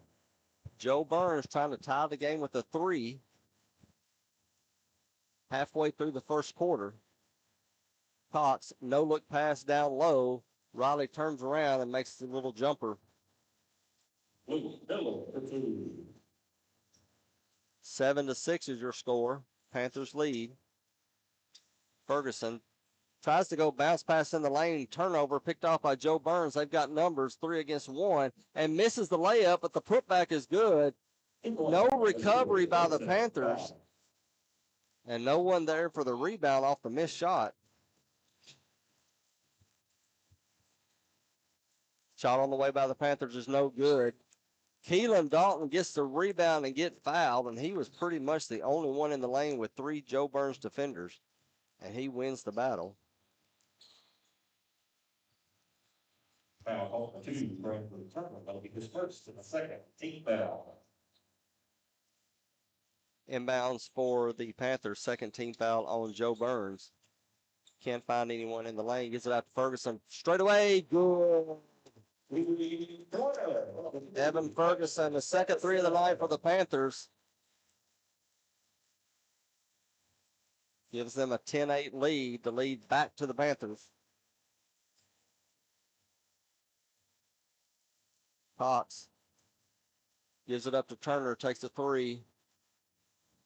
Off the mark, picked up by Calvert.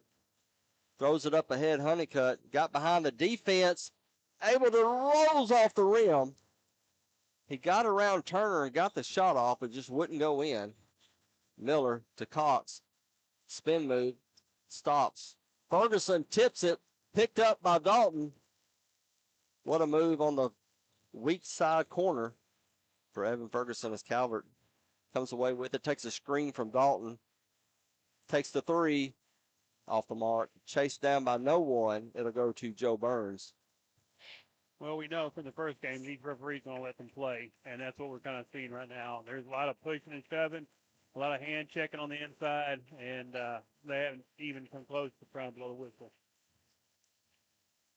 Cox goes across midcourt, gives it up to Riley. Riley loses his defender, takes a three, swishes it in. 7 points on the night for Adam Riley, and JoByrns takes the lead again, up 11-10, 2:38 to go here in the first. Calvert, no-look pass down low to Dalton. Dalton gets caught underneath the basket, almost makes the shot from underneath. It's tipped out in front to Ferguson. Goes over to Calvert. Calvert goes into the lane, splits of the two defenders, and makes the layup. There's back in front again, 12-11, and Riley takes a three right off, goes in. Coach Ferguson has that look on his face. He did not like that uncontested three. Calvert takes a dribble, bounce pass over to Ferguson. Gives it up to Totten. Totten to the right-hand side, jump step. He'll throw it out to Calvert. He'll take another three. That one doesn't go in. A little too hot. Push ahead by JoByrns to Turner, trailing. Loses the basketball. Picked up by Calvert. Touch pass to Dalton. No good on the slam, but picked up, and the garbage by Honeycutt goes in. But everything was too close and too in tight. Score is tied at 14. Three on the way by JoByrns doesn't go in. Tracked down by Turner. He goes back into the lane and goes around several defenders, but misses the little short lay-in. Calvert bounce past the Honeycutt. Nobody there. He'll shoot the three, and he makes it. 3 threes on the night for the Panthers. Puts the home team up by 3. Under a minute to go here in the first quarter. Dribble handoff to Cox, who takes a straightaway three. That one's not going to go in. Honeycutt with the rebound. Hands it off to Calvert. 48 seconds to go. Portland into the front court over to Totten. Bounce pass down low to Honeycutt. Tries to get around his defender. Gets knocked out of bounds. It'll stay with Portland.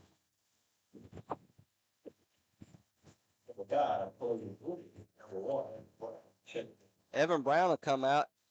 Evan Brown will come in. Ferguson will go out with 37 seconds to go in the first. Lob over to Calvert in the lane. Calvert does a little spin move, gives it off to Dalton, back out on front to Honeycutt. He finally gets it back around to Brown in the far corner. And they'll start it up again, 28 seconds. Tries to go into the entry. It's knocked away from behind by JoByrns. Fast break the other direction. Dipsy Doodle shot goes in. Burton Cox with his second basket of the game pulls JoByrns within 1. 14 seconds to go. Panthers up 17-16. Calvert goes to the right-hand side this time. Going to go up against this zone defense of JoByrns. Panthers lose the basketball. It'll go back over to the Red Devils. JoByrns wearing their red jerseys, black numbering, white trim. 5 seconds to go. Cox gets it to the front court. 3 seconds over to Riley, and he takes a three at the buzzer. It's no good. At the end of one, Portland 17, JoByrns 16. You're listening to Panther Basketball. Graphic Obsessions on Main is in a larger space and has more to choose from than ever. Tons of Panther designs we can print in minutes. Tons of inventory you can grab right off the rack today. And the amazing new hat bar, where you can customize your own hat. See a design you love but not in your size? We'll print it in just minutes. So many unique gift items right in the store.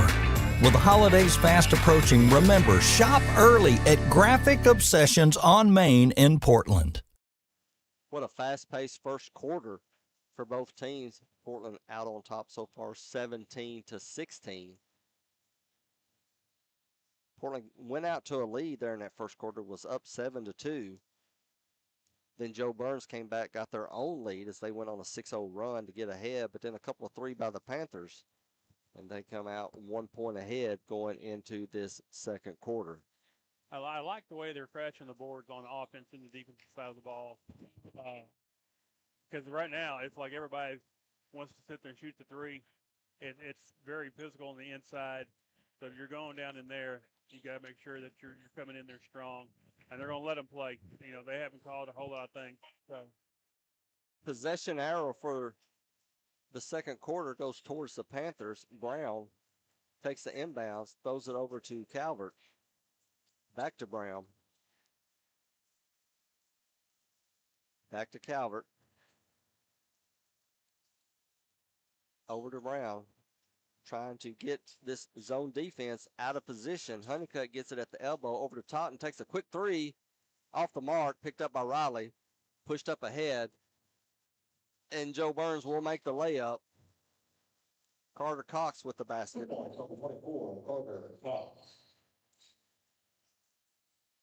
Now JoByrns up by 1, 18-17.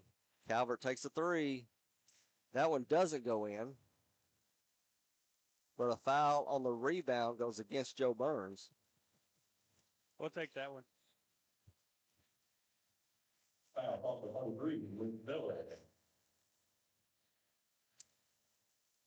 Brown will inbounds from the baseline. Panthers are in the four corners. Honeycutt takes a screen, fights through it. JoByrns deflects it out, and we'll start it again. This time,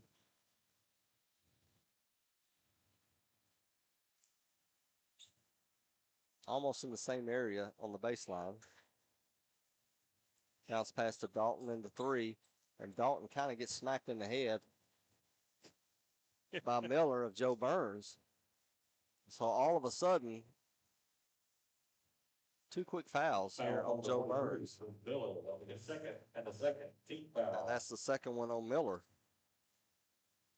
And he'll have to take a seat next to Coach Northington.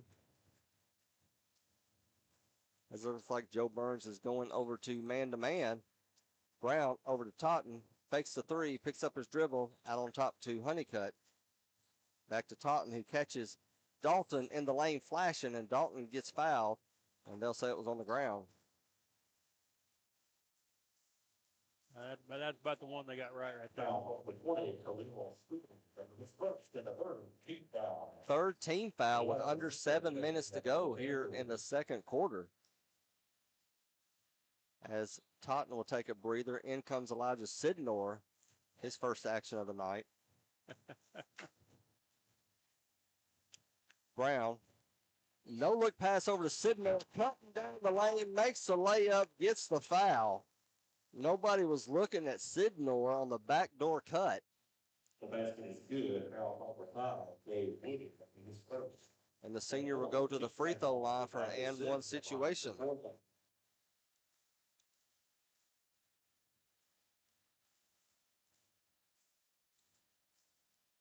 Referees are talking to him right now about how physical it's starting to get before they inbound pass.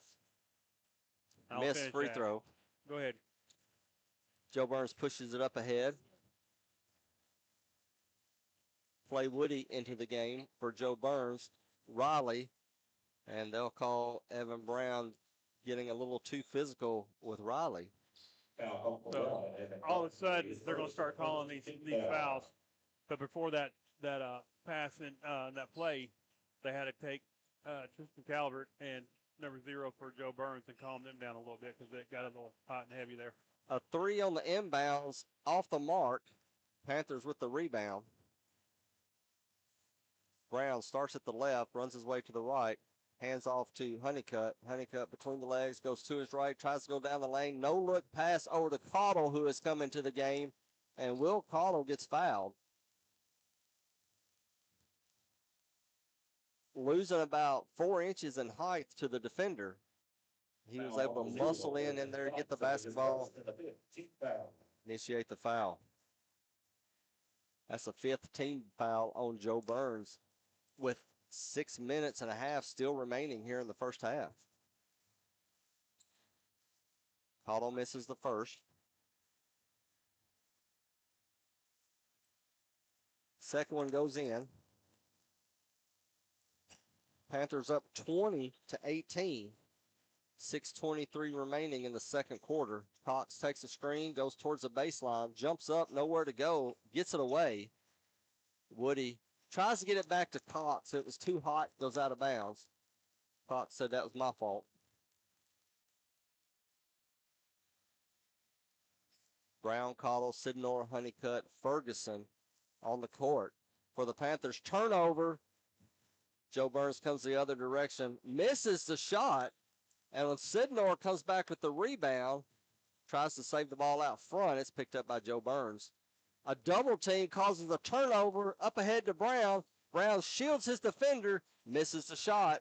Sidnor just takes the ball away from the JoByrns rebounder, turns around and lays it in.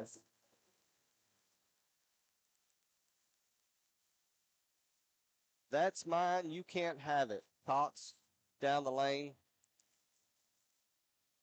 And they're going to call a foul away from the ball against the Panthers.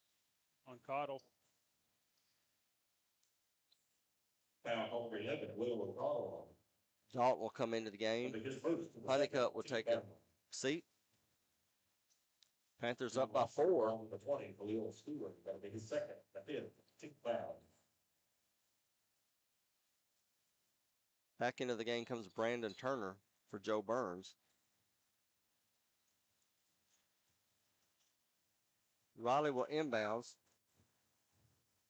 Finds Turner, who will back it back towards the front over to Cox.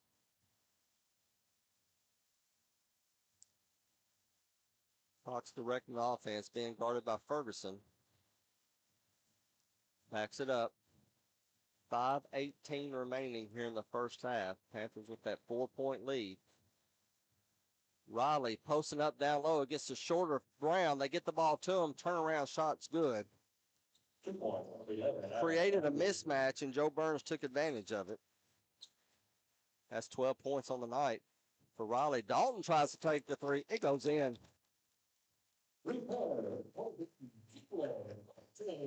Three-pointer for Keelan Dalton, shooting 25% from behind the arc. Riley goes to the left-hand side, tries to pass it over to the far block. It's knocked out by Dalton.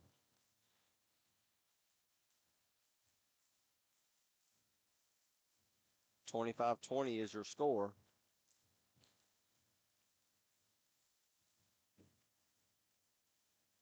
Lob out on top by JoByrns off the baseline, out of bounds. Back over in the corner. And again, another foul that was away from the ball carrier. And they're going to call that one against Honeycutt. They can't call it against Honeycutt because he's not in the game. No, they called We'll him say it's against Brown. Yeah. He went through the guy, chronic pickup number 11 there for JoByrns. It's gotten real physical here. Everybody looked like everybody was trying to shoot threes in the first quarter, and then everybody in the second quarter here has went inside, and it's become real physical. And they know they've got to get a handle on it now, or it's going to get out of hand real quick. Calvert in, Totten back in. Evan Ferguson is in the game. Honeycutt in. Cottle takes a seat. Brown, Sidnor. Dalton stays on the court. Officials having discussion at the scores table. 4:38 to go here in the first half. Panthers up by 5.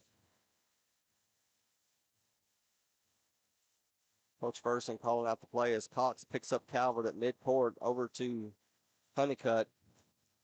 JoByrns back into that zone defense. Catches Dalton going down the lane. He goes through 2 defenders and makes the layup. 27-20. Keelan with 7 points on the night. Cox. Over to Woody. Ball is deflected. Woody picks it back up. Stuck in the corner. Ferguson's on him. Dribbles his way out of it, but timeout was called by JoJo Northern. Panthers up by 7 with 3:57 to go. Timeout on the court. This is Panther basketball.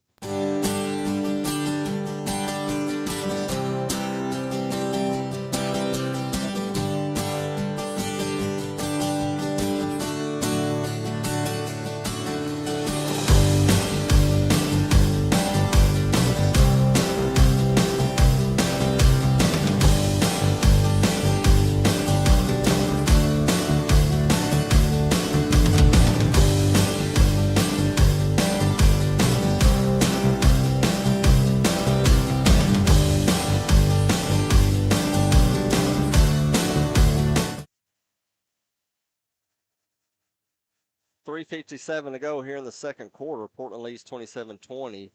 JoByrns with the basketball, inbounds to Turner. Turner turns around, goes down the lane, misses the short shot. Rebound, putback, rolls out, and Honeycutt reaches above all defenders, grabs the basketball. So Panthers looking to extend this 7-point lead. Calvert in the middle.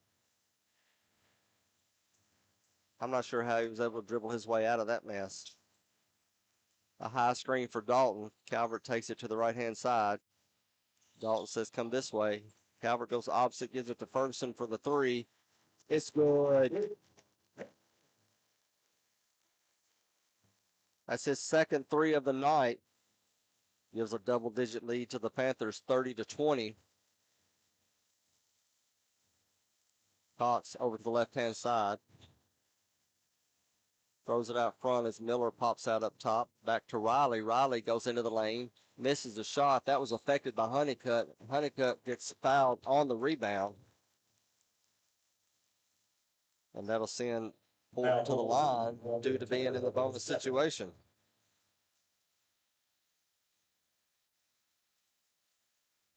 Honeycutt at the line for the Panthers.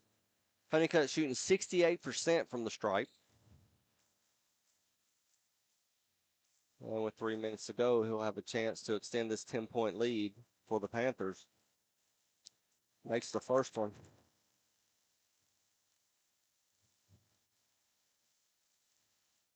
Turner goes out. Stewart goes in for JoByrns. And Honeycutt is short on the second. Rebound JoByrns. And a reach-in foul on the Panthers. That one will go up against the senior, Quentin Totten. That's his first of the night. 13th foul for the Panthers. As Cox over to Riley. Takes a screen. He's open for the three. Doesn't get that one. Calvert skies up to get the rebound. Dribbles his way out of trouble. Gives it to Ferguson. Doesn't make the shot, but they'll say he stutter stepped, and so they'll call it travel. That's okay if you're in college. They'll call it in the high school arena.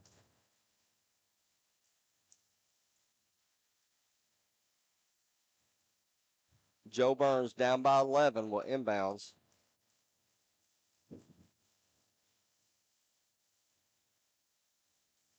Shot is up. Lob down low to Stewart. Stewart turns around baseline. Can't get the shot off. Ball is loose. Picked up by Totten. He looks around him. Stops at the three-point area. Gives it up to Ferguson.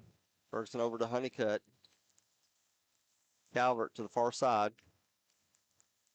Dalton pops out. Takes the pass from Calvert. Takes a screen from Totten. Tries to go in the lane. Gets it taken away from him. Triple team. Stewart the other direction. He gets fouled and somehow makes the shot. I think that's one of those, if he hadn't got fouled, he wouldn't have made it. Contact on the ball helped it to go in, so that'll send Cahill Stewart to the free throw line.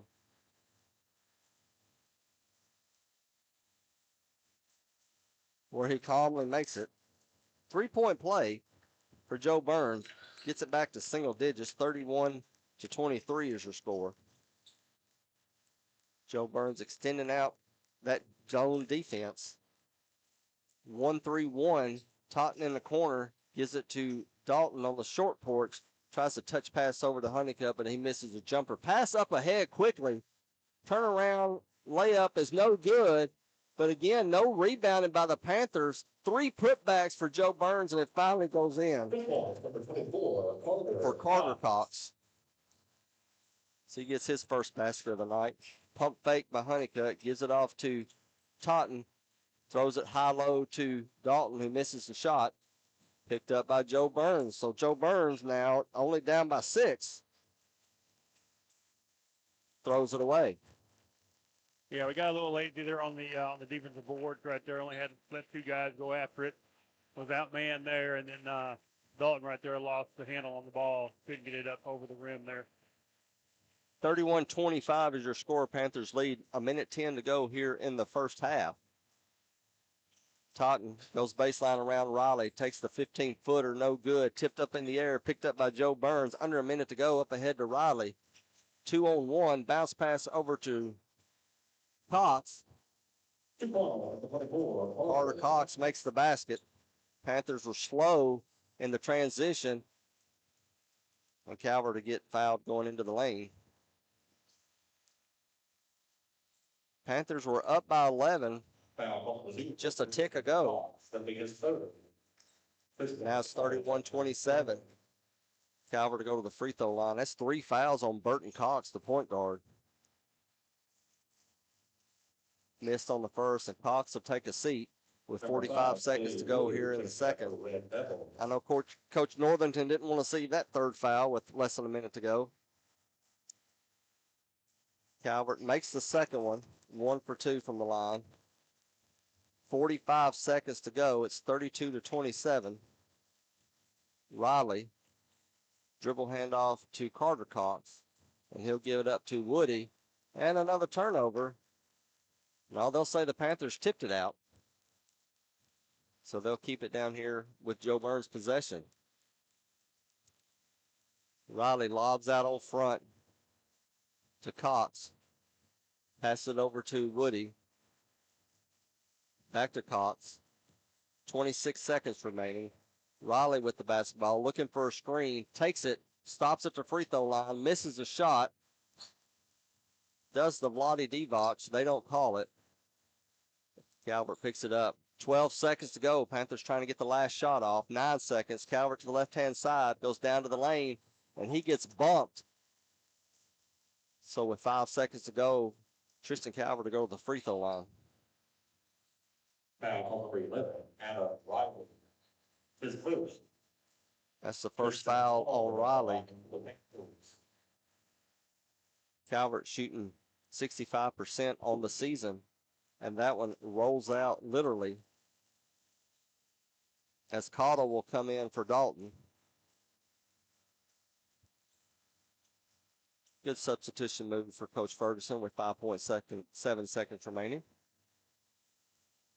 And Calvert hits the second one.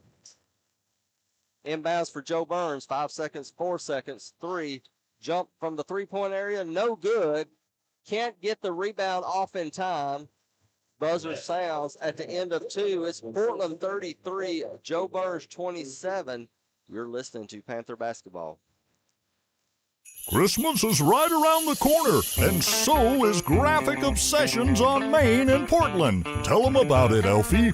Wow, Graphic Obsessions has so much cool stuff, Santa. The new location on Main is packed with all kinds of gifts for everyone. They even do embroidery and have a custom hat bar. Sounds like I need to get to Graphic Obsessions soon and get my list all taken care of. Graphic Obsessions on Main in Portland. Visit our Facebook page today or stop in and see us. Graphic Obsessions on Main is your Portland Panther football headquarters for Panther apparel.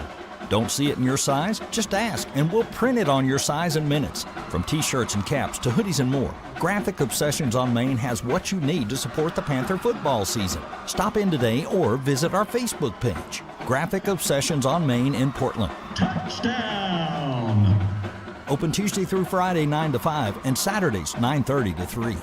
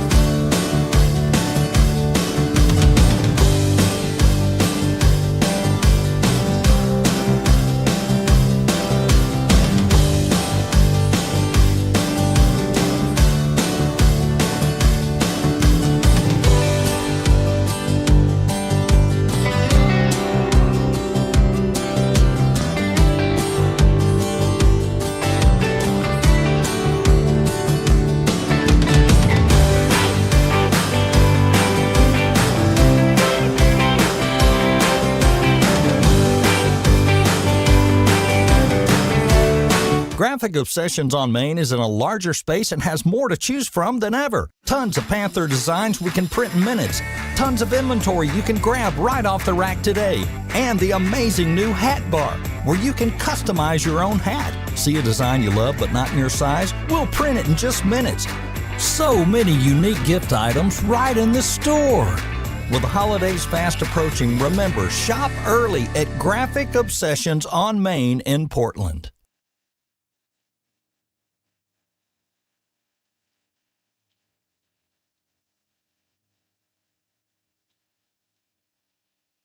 Christmas is right around the corner, and so is Graphic Obsessions on Main in Portland. Tell them about it, Elfie. Wow, Graphic Obsessions has so much cool stuff, Santa. The new location on Main is packed with all kinds of gifts for everyone. They even do embroidery and have a custom hat bar. Sounds like I need to get to Graphic Obsessions soon and get my list all taken care of. Graphic Obsessions on Main in Portland. Visit our Facebook page today. Performance by the Portland High School dance team, and they had, did you hear, who did they call it? They've got the little girls out there with them, but they had a name for them, and I missed it. But that was exciting. Of course, Justin Timberlake, don't tell anybody. That kind of gets me stirred up anyway when he comes over on the loudspeaker. So we'll keep that Miguel, between you and me. Don't tell anybody I said that. Oh, okay. All right. We can do that. Good battle so far here in this non-district matchup. Portland right now with the lead against JoByrns, 33-27. Portland had gotten up by a score of 31-20, and JoByrns cut it to 4. And 2 free throws, though, before the half extended that to 6. Portland keeps that lead and keeps that momentum going into halftime. To me, really, I would guess the key points that's being brought up in the locker room is the Panthers' poor transition defense. JoByrns is getting the rebound, and they're pushing it up ahead, and they're catching the Panthers off guard, and they've got numbers almost every time they come across the mid-strike. We're looking a little tired. So, I mean, we want to play a fast-paced game. We've talked about playing a fast-paced game, running up and down the court, and we've actually got a team that's doing it now. And not only is it fast-paced, there's a difference between going fast-paced, but also have to be physical with the whole thing. And anywhere you're on the court, even if you're outside the arc, you still have to be physical. I mean, that's how physical this game is. I think the referees kind of swallowed the whistle the first quarter because they was trying to hit everything. And look, you got Mad Dog over there dancing now. You had everybody trying to hit threes that first quarter, and then everybody started going inside it a little bit, and that's when it got chippy in the first quarter anyway, but it really didn't see it until it started going inside in the second quarter, and it's just stayed that way. It's been a lot of away from the ball, hand checking, a lot of things going on that you can't see right now, listening to us, but it just like the referees all of a sudden got whistle happy, but they had to take control of it. If not, it was getting out of hand. There were several times before the inbound plays, they had to talk to certain players to sit there and calm them down and tell them just kind of chill out a little bit and everything. But I think we kind of got lost in the transition game, like you said, got a little tired. We looked winded and everything, and then when we did come down and run with them, we went for the pump fake. We need to make sure, I know Coach Perkins in there probably telling them right now, don't be so aggressive on everything. Find out what they're going to do. They're going to sit. They're going to pump fake you. They're going to try to get you up in the air and then make a move around. But both teams were being physical, and we looked good on the boards at first in the first quarter. And then I think we got tired and we started getting lazy, and then we were outnumbered on the board on both ends there in the second quarter. And I think to go along with the whistleblowing starting to exceed, I think that's when the referees decide they do have to step in. When you start getting chippy and the clock is not moving. Yeah. When it's a dead ball situation and things are going on, then they got to kind of handle it down there. To go along with the transition defense, the defensive rebounding. How many times did we see JoByrns miss a shot on a fast break and there was nobody there to get the rebound and they would just put it back? Or we have 1 against 3, or 2 against 4. We had the other guys still not even trying to get down the court. They actually just stood down here, and going, well, maybe they'll miss and we'll get it, and then and we got an easy basket down here. So again, we're going to have to sit there and either use our bench or we're going to have to sit there and figure out, hey, this is the game we want to play. Then we've got to play it. We're going to have to get up and down the court and give effort and everything. But, you also are exerting energy when you're hand checking, when you're pushing and everything. This is the type of game I think Coach Thayer would love to have been here to watch. But I know he's down in Louisiana with his son and grandkids, and I know he's having a great time down there. But this would have been a great game for him to broadcast because I know this type of physicality that he kind of likes in this. Leading scorer for JoByrns is Adam Riley. He has 12 for had 10 of those in the first quarter, 2 of those from beyond the arc with 3. And I think they finally kind of figured out that he was the shooter, able to kind of slow him down a little in the second quarter. For your Panthers, they're led by Quentin Totten with 7 points. Keelan Dalton had 7. Nate Honeycutt with 6. Evan Ferguson with 6. And Tristan Calvert with 3. Players coming out on the courts for their final warm-ups before the second half. We'll take a short pause. We'll be right back for second half action of Panther basketball. Christmas is right around the corner, and so is Graphic Obsessions on Main in Portland. Tell them about it, Elfie. Wow, Graphic Obsessions has so much cool stuff, Santa. The new location on Main is packed with all kinds of gifts for everyone. They even do embroidery and have a custom hat bar. Sounds like I need to get to Graphic Obsessions soon and get my list all taken care of. Graphic Obsessions on Main in Portland. Visit our Facebook page today or stop in and see us. Graphic Obsessions on Main is your Portland Panther football headquarters for Panther apparel.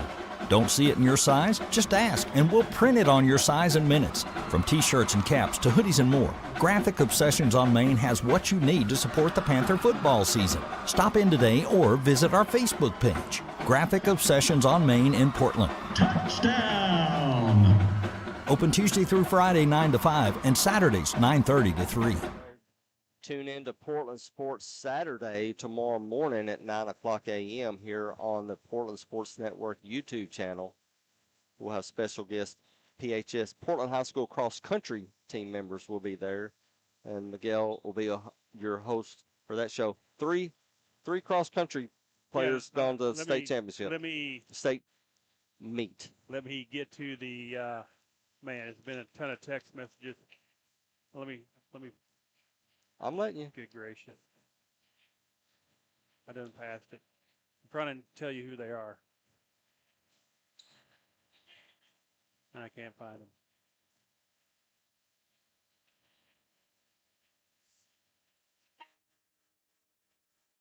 I don't know where it went. Sorry. It was 3, and they went all the way to Memphis. Coming out for the second half, it'll be the starting 5 for Coach Ferguson: Dalton, Totten, Evan Ferguson, Calvert, and Honeycutt. Starting 5 for JoByrns also. Flipping the court, JoByrns will be going from left to right now, starting the second half. Totten quickly gets a steal. So a stolen possession from JoByrns gives the Panthers the first opportunity to score in the second half. Lob to Dalton at the elbow, turns around, hands off to Honeycutt. Honeycutt gives it back over to Calvert. Set play didn't work out for that, so they'll start back off in their motion offense. Man-to-man defense played by JoByrns. Totten bounce pass to Calvert, top of the key. He's being guarded by Cox. Cox coming in with his 3 fouls. Coach Northern entrusting him to keep it clean here in his third quarter. Totten. Dalton at the top of the key.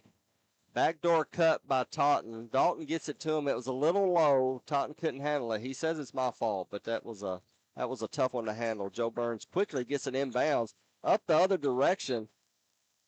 And a nice deflection by Nate Honeycutt, but man, JoByrns took it in, and in 2 passes, they were underneath the basket.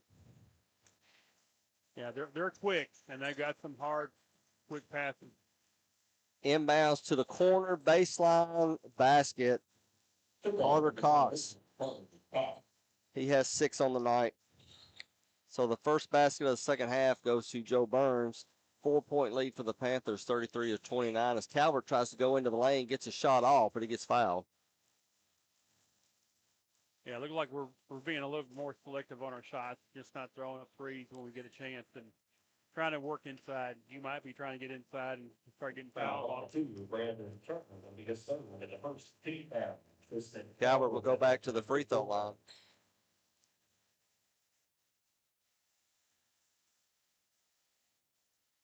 Where he calmly makes the first one.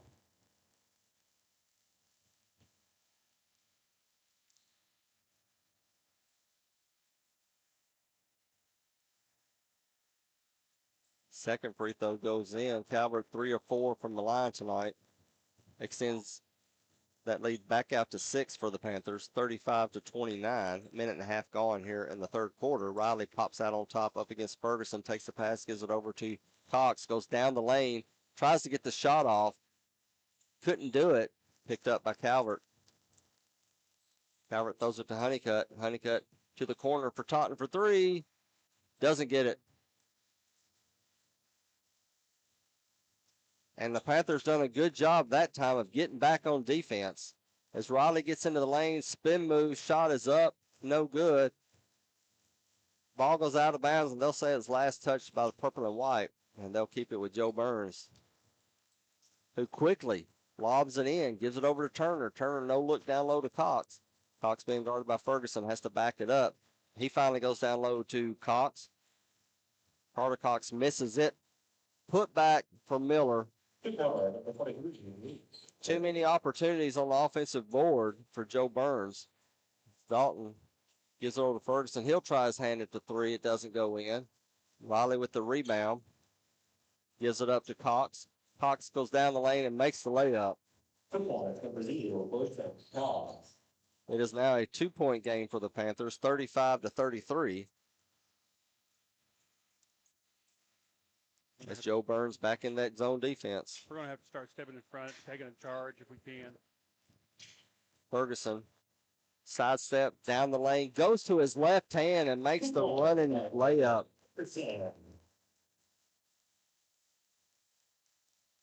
The junior gets his 8th point of the night. Cox, spin move in the lane. And they'll call a foul on the Panthers. They'll give that one to Honeycutt, and that's his 2nd foul of the night. Quick inbounds, as always, for JoByrns. Cox takes a 3. Long rebound goes to Calvert. Calvert's going to take it himself. Spins in the lane, backs it back out. Turner's in front of him. Tries to bounce pass into the block area, but it gets kicked out by JoByrns. So it'll stay with the Panthers. Panthers with a 4-point lead, 4:47 to go here in the third. Dalton will take the inbounds, throws it out on top to Honeycutt, who waits for Calvert to come to him. Calvert will start the offense. Honeycutt's going to be to the free throw. Calvert takes a screen, shoots a 3, and that one goes in.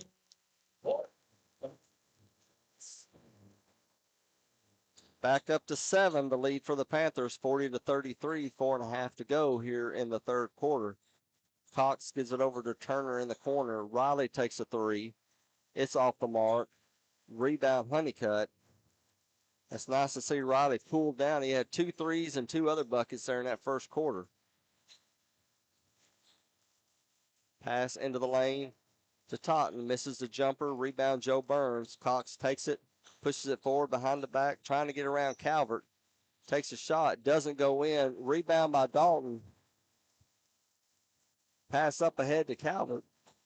Calvert sidesteps, hands it off to Totten. Totten was too far underneath the basket, gives it to Honeycutt for a long 3. It's good.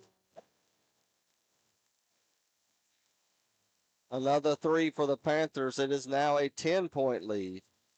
43-33. Honeycutt was calling for the ball on the last possession. Calvert never did give it to him there. Into the lane goes JoByrns. Miller takes a shot off. Whistle blown. They'll call a foul on Dalton.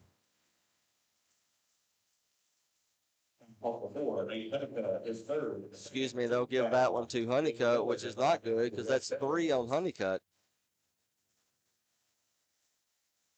Miller misses the free throw. Evan Brown quickly comes into the game as Honeycutt will take a seat. Evan Brown picking up over. Emil Stewart picking up for JoByrns. Stewart coming in for Turner for JoByrns as Miller makes that second free throw. Back to single digits for the Panthers. Brown over to Totten. Totten gives it back to Brown, who went into the lane, hands it off to Dalton down low for the layup. Good ball movement by the Panthers on that possession. That's 9 on the night for Dalton. Lob to the elbow for JoByrns. Miller turns around, gives it to Riley. Falling backwards, shoots the three, and it goes in. And now they're going to call a violation on the Panthers as the Panthers stepped over the end line as they was throwing the ball in. Gives it right back to JoByrns.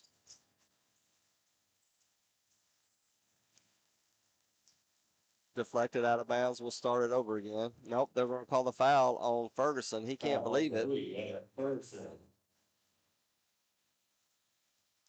Third team foul on the Panthers. That's the first personal foul on Evan.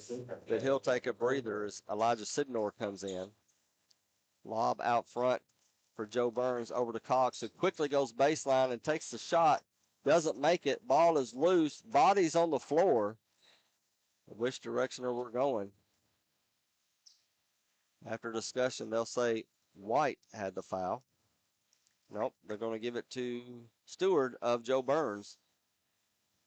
Foul on the 20. That's the third foul on Stewart.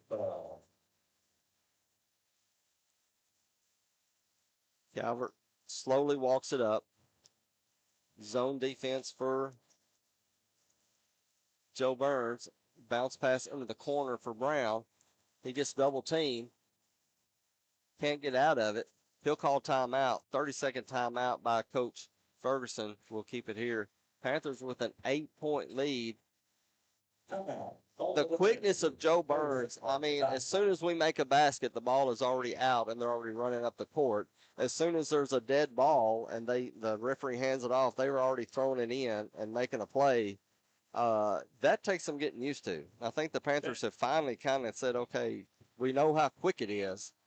That's what it is. Their first step, all 5 guys on the court right now for JoByrns, their first step is quick. When they throw the passes, they're crisp. They're throwing it with some heat. We're lobbing the ball here and there. We're kind of lackadaisical with our passes. And like you said, I think that's where we got to start. We slow it down, play our game. We can still run and gun, but we can still make better passes and better judgments and everything. And just JoByrns, their passing is crisp. 4 corners for the Panthers and the foul line. Movement and a screen. Calvert comes down on a back cut, makes the layup off the baseline out of bounds play. You could not draw it up any better than that. Out of a timeout. JoByrns with possession down the lane, hands off to Cox. He misses the shot. Ball is tipped out, picked up by Sidnor, and Brown has it. And the Panthers with a 10-point lead, looking to go even further as Brown feigns passing, goes down the lane, gives it off to Calvert. He does go the lane. The hops on Tristan Calvert shown there as he has another bucket. 12 on the night for Calvert. Is now 49-37. Riley shoots, and he knew he missed that one. He was already to the bucket. Tried to get his rebound. It goes to Stewart. Stewart makes the putback.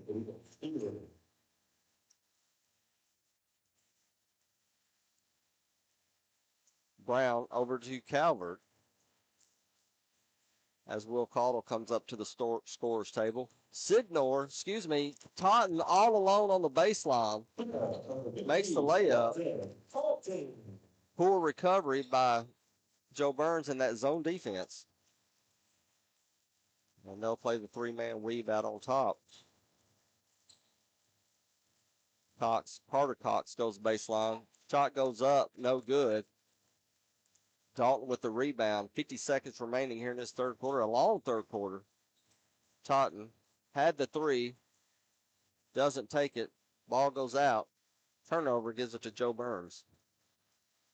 In comes Cottle as Dalton will sit for the final 43 seconds here of the third quarter.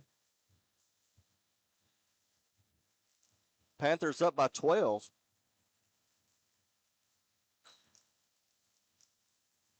Brown picks up Riley right there at center court. He'll hand it off to Cox. 34 to go. Cox spins in the lane, hands it off to Stewart, who's running down the lane. And that play seems to work well for JoByrns the whole night. You get your guard going into the lane with a spin move. Everybody converges to him. You got somebody up on top that's cutting down towards the lane, and they seem to be always open. Stewart will go to the free throw line. He makes the first, and that's the fourth team foul on the Panthers, but only 31 seconds left here in the third.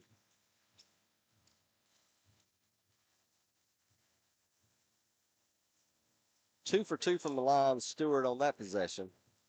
Makes it a 51-40 game. 30 seconds to go. Sidnor gives it to Totten. Totten, and he'll get called for traveling. That was a close one. Coach Ferguson said, yeah. Totten looked over at Coach Berg, and he was like, yeah, you did, buddy. 24 seconds remaining. Cox fakes the handoff and keeps it. Doesn't do anything with it. Stops at the elbow. Tries to go down low to Carter Cox. Gives it back out to Riley. Over to Stewart. 10 seconds remaining. Cox down the lane. Jump step. Shot is up. Shot is good. 5 seconds to go. Panthers trying to get one off. 3 across the front court. 1 second. Calvert gets it up. In there. Tristan Calvert with one at the buzzer. A three-pointer. What a momentum shift for the Panthers there at the end of 3. It is Panthers 54. We'll hold on here as they're discussing whether it went in or not. There they go. 54-43 at the end of 3. We'll be back for the final 8 minutes. You're listening to Panther Basketball.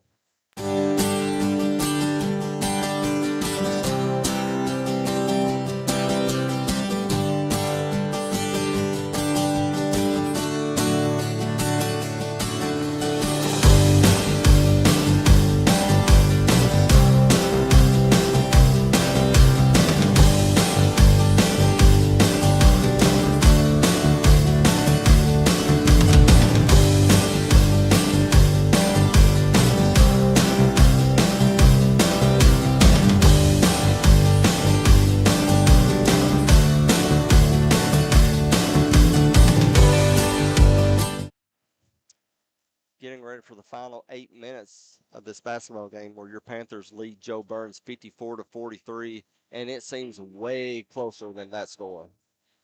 Yeah, it does. It's like we miss one, they make one, you look up, and we're still 10 ahead. So we've done better there that second half of the third quarter there, slowing it down, finding our shots, and then getting the rebounds on the defensive side of it. Panthers will start off in this fourth quarter with the starting 5 and on offense. Around the world they go. Ferguson loses his dribble, takes a shot, gets fouled on the shot. Now they're going to call traveling. Okay. Yeah, he took an extra step in there as he tried to sit the defender. JoByrns with the basketball. Trying to get it to a single-digit deficit. Cox takes the hands off, goes in the lane, spin move, decides to take the shot this time. He's short. And Dalton with another rebound. Something else that we're doing is after we get a defensive rebound, we're not leaving our guy. Everybody was running down the court looking for that fast break points, and there's no one. Oh. That was an outstanding set by Coach Ferguson. I don't think I've seen that all season. He had 2 guys on the elbow. They bounced past it to Honeycutt. Totten goes around the far side, was wide open underneath, couldn't get the pass. Turnover gives it to JoByrns. Riley takes a few dribbles, takes one at the elbow, and that one goes in. That's his first basket in a while. And that makes it 54-45. Quickly, Totten down the lane, and he gets fouled on the shot.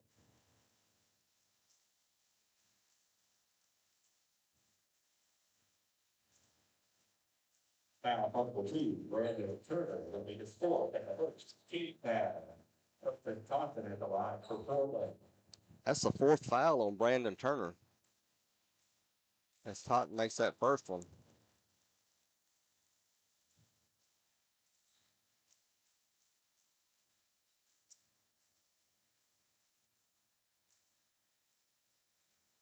Second one goes in. Quentin Totten leading the team in free throw shooting. Makes both of those. Gets it back to a double-digit lead for the Panthers. Under 7 minutes to go here in the fourth. Cox takes a screen, throws it over to Riley. Riley gets a shot off the mark.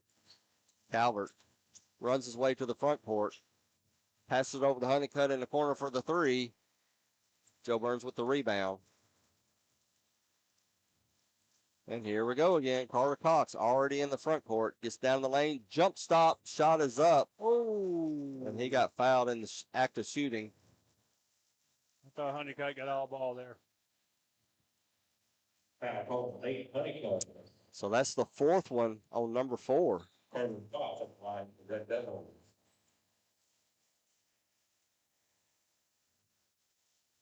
That's send Carter Cox to the free throw line. Misses that one, and Evan Brown will come in for Honeycutt.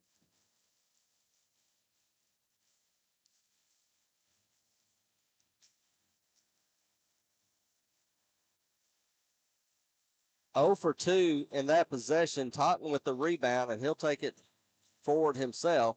Give it off to Ferguson. Back out on top to Brown. Brown tries to bounce pass it into Dalton. Turnover picked up by Miller. Up ahead and a layup. Fast break opportunities for JoByrns are keeping them within striking distance as Turner gets another score. Gotta come help. Panthers almost got caught in the backcourt. No look pass goes right to the JoByrns defender. Cox other direction, coast to coast. Foul. Shot is good. And Burton Cox will go to the free throw line. Cox with 3 fouls says, I'm going up against Brown here in the lane. You know, could have been charging. He really does love going into the lane there. Small guy like he is, but he's physical. He loves going into the lane, creating contact.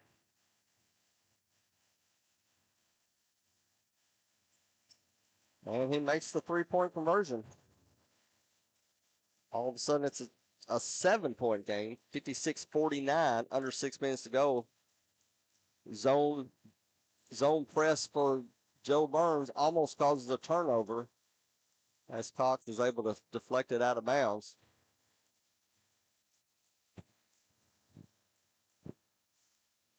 Napier was ready to come in on that one, grabbing that deflection.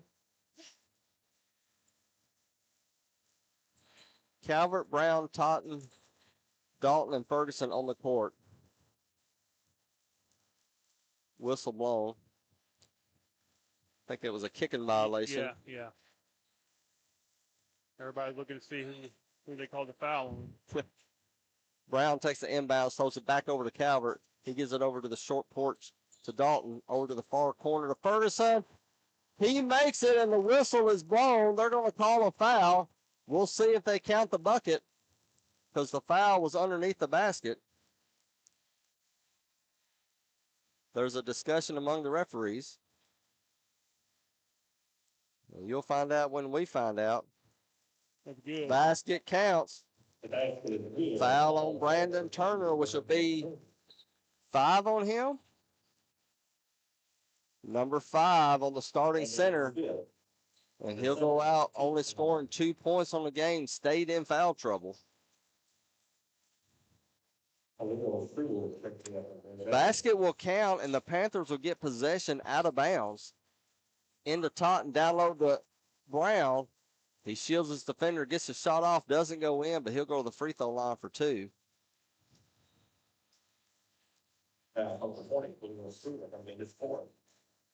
Stewart comes in. That's his 4th foul. That's the backup center. Brown misses that first one.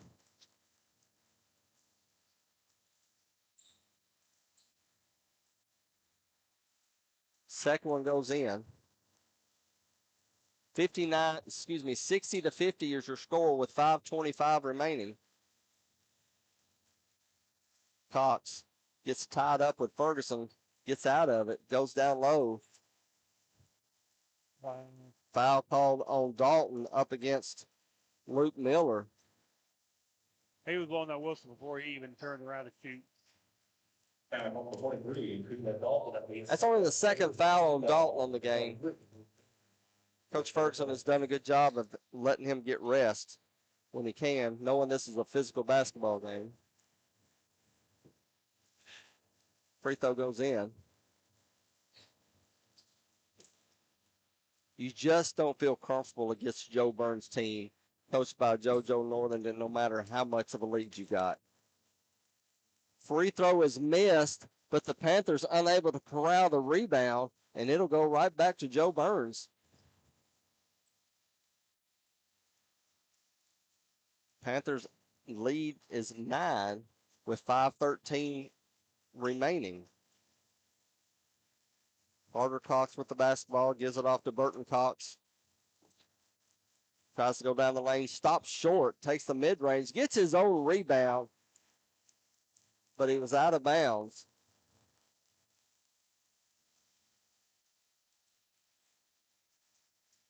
Full court zone press for JoByrns, and that's going to be number 5 on Stewart as he bumped into Brown. And there goes the 2 centers for JoByrns. In will come in Clay Woody. Got to have help. Calvert takes the inbounds, throws it back to Brown.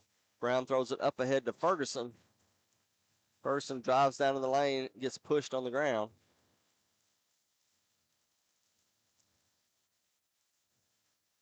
And that's the 4th team foul. 5th team foul will put Ferguson to the line. 2nd foul on Woody.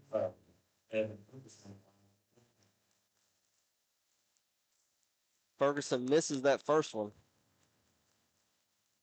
shooting 68% from the free throw line. Second one is off the mark. JoByrns with the rebound. 9-point lead for the Panthers. But JoByrns has the basketball. Jump stop into the lane. Foul before the shot.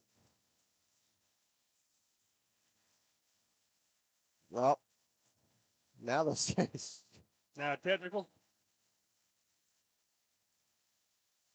Yeah, a little bit too much talking. So we'll have a technical foul. Adam Riley will shoot that free throw. Coach Ferguson is wanting a little explanation. Calling his team over. 60-51, the Panthers lead. 4:38 to go. Ferguson is asking the referee to come over to talk to him, to ask him what was said. As Riley misses the first technical.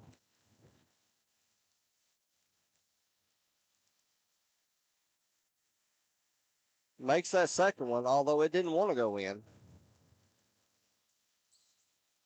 60-52, JoByrns will retain possession of the basketball.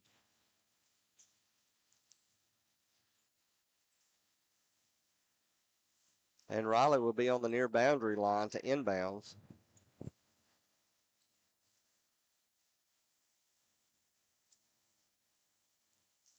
Discussion with the coaching staff. Finally, play resumes. I don't think JoByrns' coaching staff was thinking that someone had 5 fouls. Into the lane goes Woody, but he misses the shot. Offensive rebound goes out of bounds. It'll go to Portland. Nate Honeycutt comes into the game, 4 fouls, and Evan Brown will take a seat.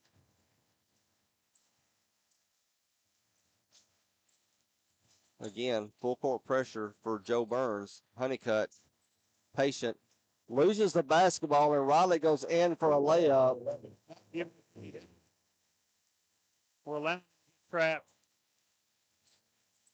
Honeycutt picks up his dribble. And we're up ahead to Totten. We're showing everybody where we want to go. And a reach-in foul on JoByrns as Totten was trying to make a drive to the basket. That'll be the 5th team foul, so that'll send Totten to the line. 3rd personal foul on Luke Miller.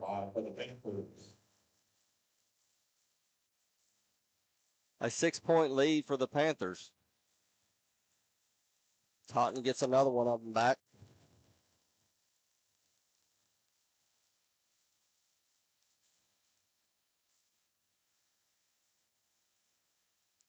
Second free throw, that one rims out.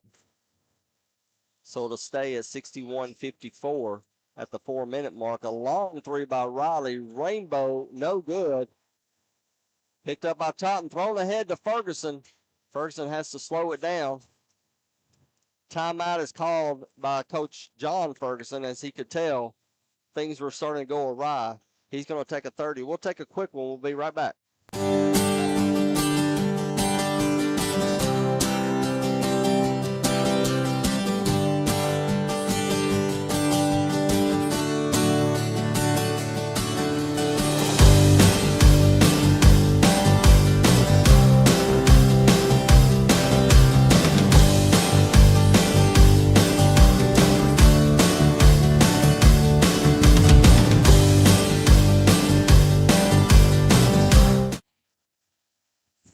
3 minutes, 54 seconds remaining here in the ball game. Portland 61, JoByrns 54. Portland has possession of the basketball. 3 timeouts still remaining for Portland. JoByrns has 4. Both teams are in the bonus. Inbounds for Calvert to Taunton. He'll back it out front. Hands it off to Calvert. Almost loses the basketball. Calvert goes into the lane. Takes a shot, gets fouled in the process. So 2 coming up for Calvert. Foul on 23, Luke Miller. Tristan had 12 points in that third quarter. He's got 15 on the night.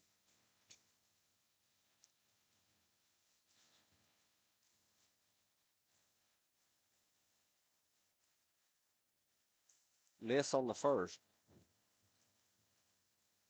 To stay informed on all the Portland High School sports action, download the PHS Athletics app. Get real-time updates on schedules, scores, and team news directly from your mobile phone. As Calvert makes the second to make it an 8-point lead for the Panthers.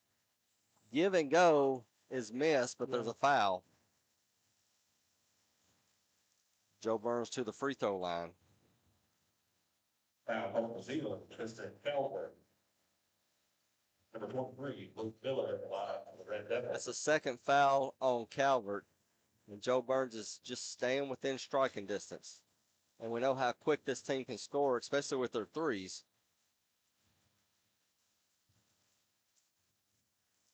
As Miller makes the first, misses the second one. Long rebound picked up by Calvert. He goes the length of the court and makes the layup. Defender just couldn't get back in time to get position, had to let him go. And it is 64-55. JoByrns in the lane, pump fake, throws it back out. Shot is up. 12-footer is missed. Put back, though, is good by Luke Miller. Another offensive rebound by JoByrns. As Honeycutt picks up his dribble again, throws it up to Calvert, who's all alone in the front court. No look past to Dalton, who goes baseline, gets fouled. Shot almost goes in. He hit pretty hard on the ground, and he's not got up yet. Now he's gotten up, but you can tell he banged his head on the parquet. But he's turning around getting set for the free throws. Refs is talking to him. He says he's good to go.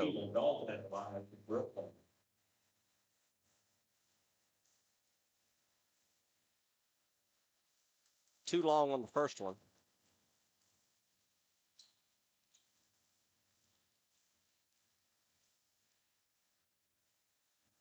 Second free throw on the way, and it's good. Dalton with his first point since early in the third, and JoByrns already at the other end of the court, and they get around the last defender to make that layup. 65-59 is your score. Taunton to Dalton. Back over to Calvert. Calvert at the three-point area. Backs it up. Gives it over to Taunton. Double teamed by JoByrns. Ferguson in the corner. And he gets pushed down. JoByrns. So Ferguson will go for 2. Number 3, Edwin Ferguson at the line for the Panthers. East meets West Monday night in middle school action. Portland West Middle School will be the home team this time. Second matchup between these two teams this season. East plays at home against Hunter next Thursday, while West will travel to Ellis Middle School in Harrisonville. Ferguson makes both. 67-59. Cox. JoByrns got to score quickly. Cox short jumper goes in. Quick timeout by JoJo Northington. 67-61 your score. 2:19 to go. This is Panther basketball.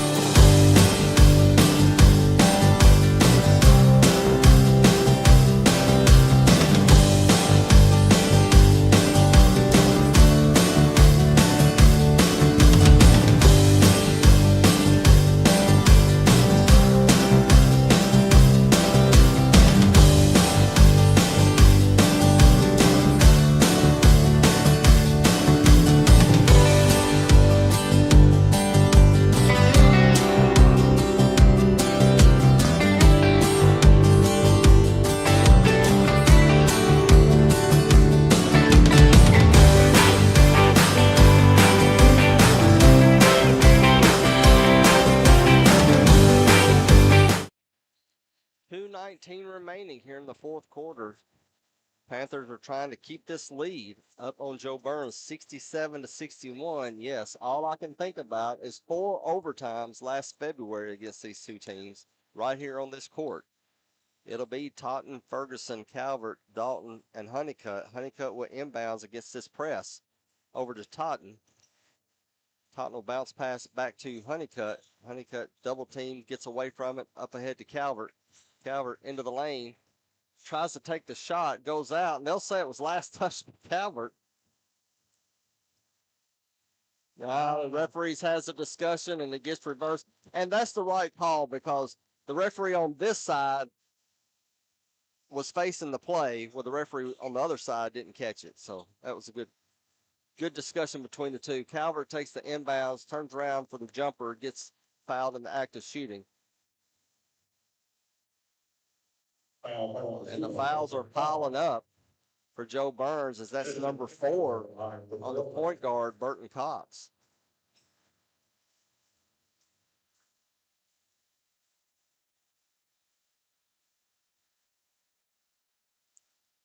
Calvert sets, shoots, good.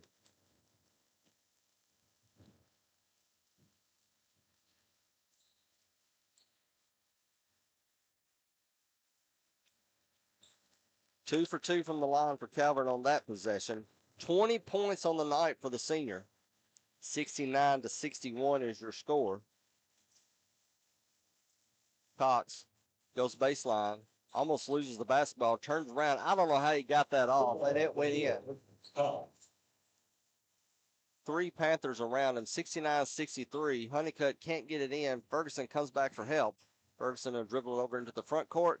Takes a running jumper. That one goes in. I think he wanted to pass that one. He's trying to give Dalton an alley-oop there. Changed at the last minute. JoByrns quickly back, and they score again. Clay Woody with the basket. It is 71-65. Calvert to Honeycutt. Over to Ferguson. It gets stolen away.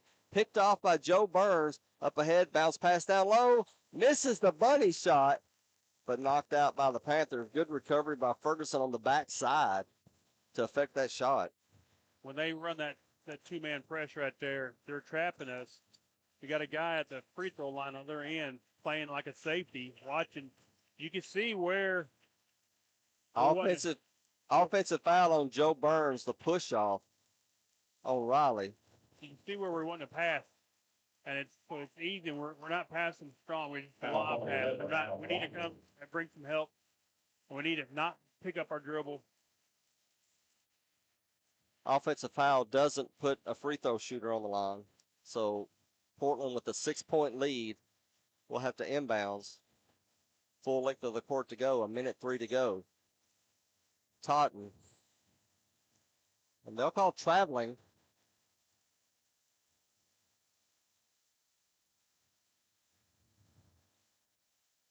So JoByrns gets possession back. Portland squandering a few opportunities here in the last minute. 58 seconds to go. Cox calling for a clear out. Goes to the right-hand side. Hands it off. Shot on the way from 3. No good. Honeycutt tries to save it. Gets it over to Ferguson. Back over to Calvert. Up ahead. There's no one there for Totten. And he gets the layup. He made sure that one went in. 73-65. And JoByrns already to the other end of the court made that layup. Coach Northington calls a timeout to get his defense set. 73-67 now. And you can't celebrate for any kind of play that you make. The Panthers done a great job of breaking through that conversion here on the defensive end. Got up ahead. There was nobody back for Totten. He gets the layup. And then JoByrns is back down and scores. Here's what I like what Totten did. I know everybody wanted him to loop it up, to alley-oop it to Dalton, but the safest play to make sure the basket was going to go in was for Totten to take it, lay it in, get the 2 points. And the thing is, nobody wants to sit there and get in front of the JoByrns who's driving to the basket. Step inside, step in front of them, see if they can call a charge. See if we get it the other way. If not, you get a foul, but it's easier. I'd rather have that than to sit there and not have an easy basket like they've been. So 35 seconds. Free throws could be a factor in making sure the Panthers come out with a win tonight. As Honeycutt goes through the baseball throw down deep. Dalton's able to save it to Totten. Back to Dalton. Catches Ferguson going down the lane. Trailing behind the play, and Ferguson gets bumped. And that's going to be number 5 on Cox. What I didn't like about that was they were holding Dalton when he's trying to break down the court. I mean, he literally had his jersey stretched about a good three feet right there. They actually give that foul to Luke Miller, but that's his 5th also. John Wilkes taking it for the Red Devils. So John Wicks will come in for JoByrns. Evan Ferguson at the free throw line, a 6-point lead. Need these 2.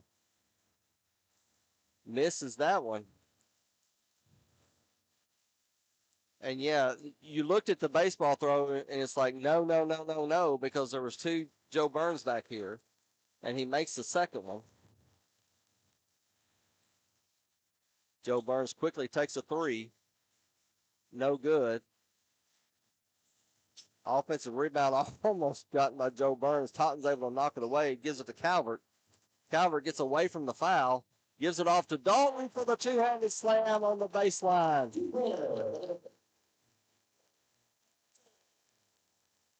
Great job by Calvert, more than Dalton on that play, if I get a chance to tell it. 3 is missed. Dalton picks it up, and the buzzer sounds. Panthers able to come away with one there. Final score 76-67. We'll be back with final comments and stats. You're listening to Panther Basketball. Christmas is right around the corner, and so is Graphic Obsessions on Main in Portland. Tell them about it, Elfie. Wow, Graphic Obsessions has so much cool stuff, Santa. The new location on Main is packed with all kinds of gifts for everyone. They even do embroidery and have a custom hat bar. Sounds like I need to get to Graphic Obsessions soon and get my list all taken care of. Graphic Obsessions on Main in Portland. Visit our Facebook page today or stop in and see us.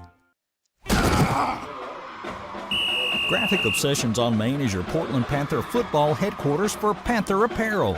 Don't see it in your size? Just ask, and we'll print it on your size in minutes. From t-shirts and caps to hoodies and more, Graphic Obsessions on Main has what you need to support the Panther football season. Stop in today or visit our Facebook page. Graphic Obsessions on Main in Portland. Touchdown! Open Tuesday through Friday 9 to 5 and Saturdays 9:30 to 3.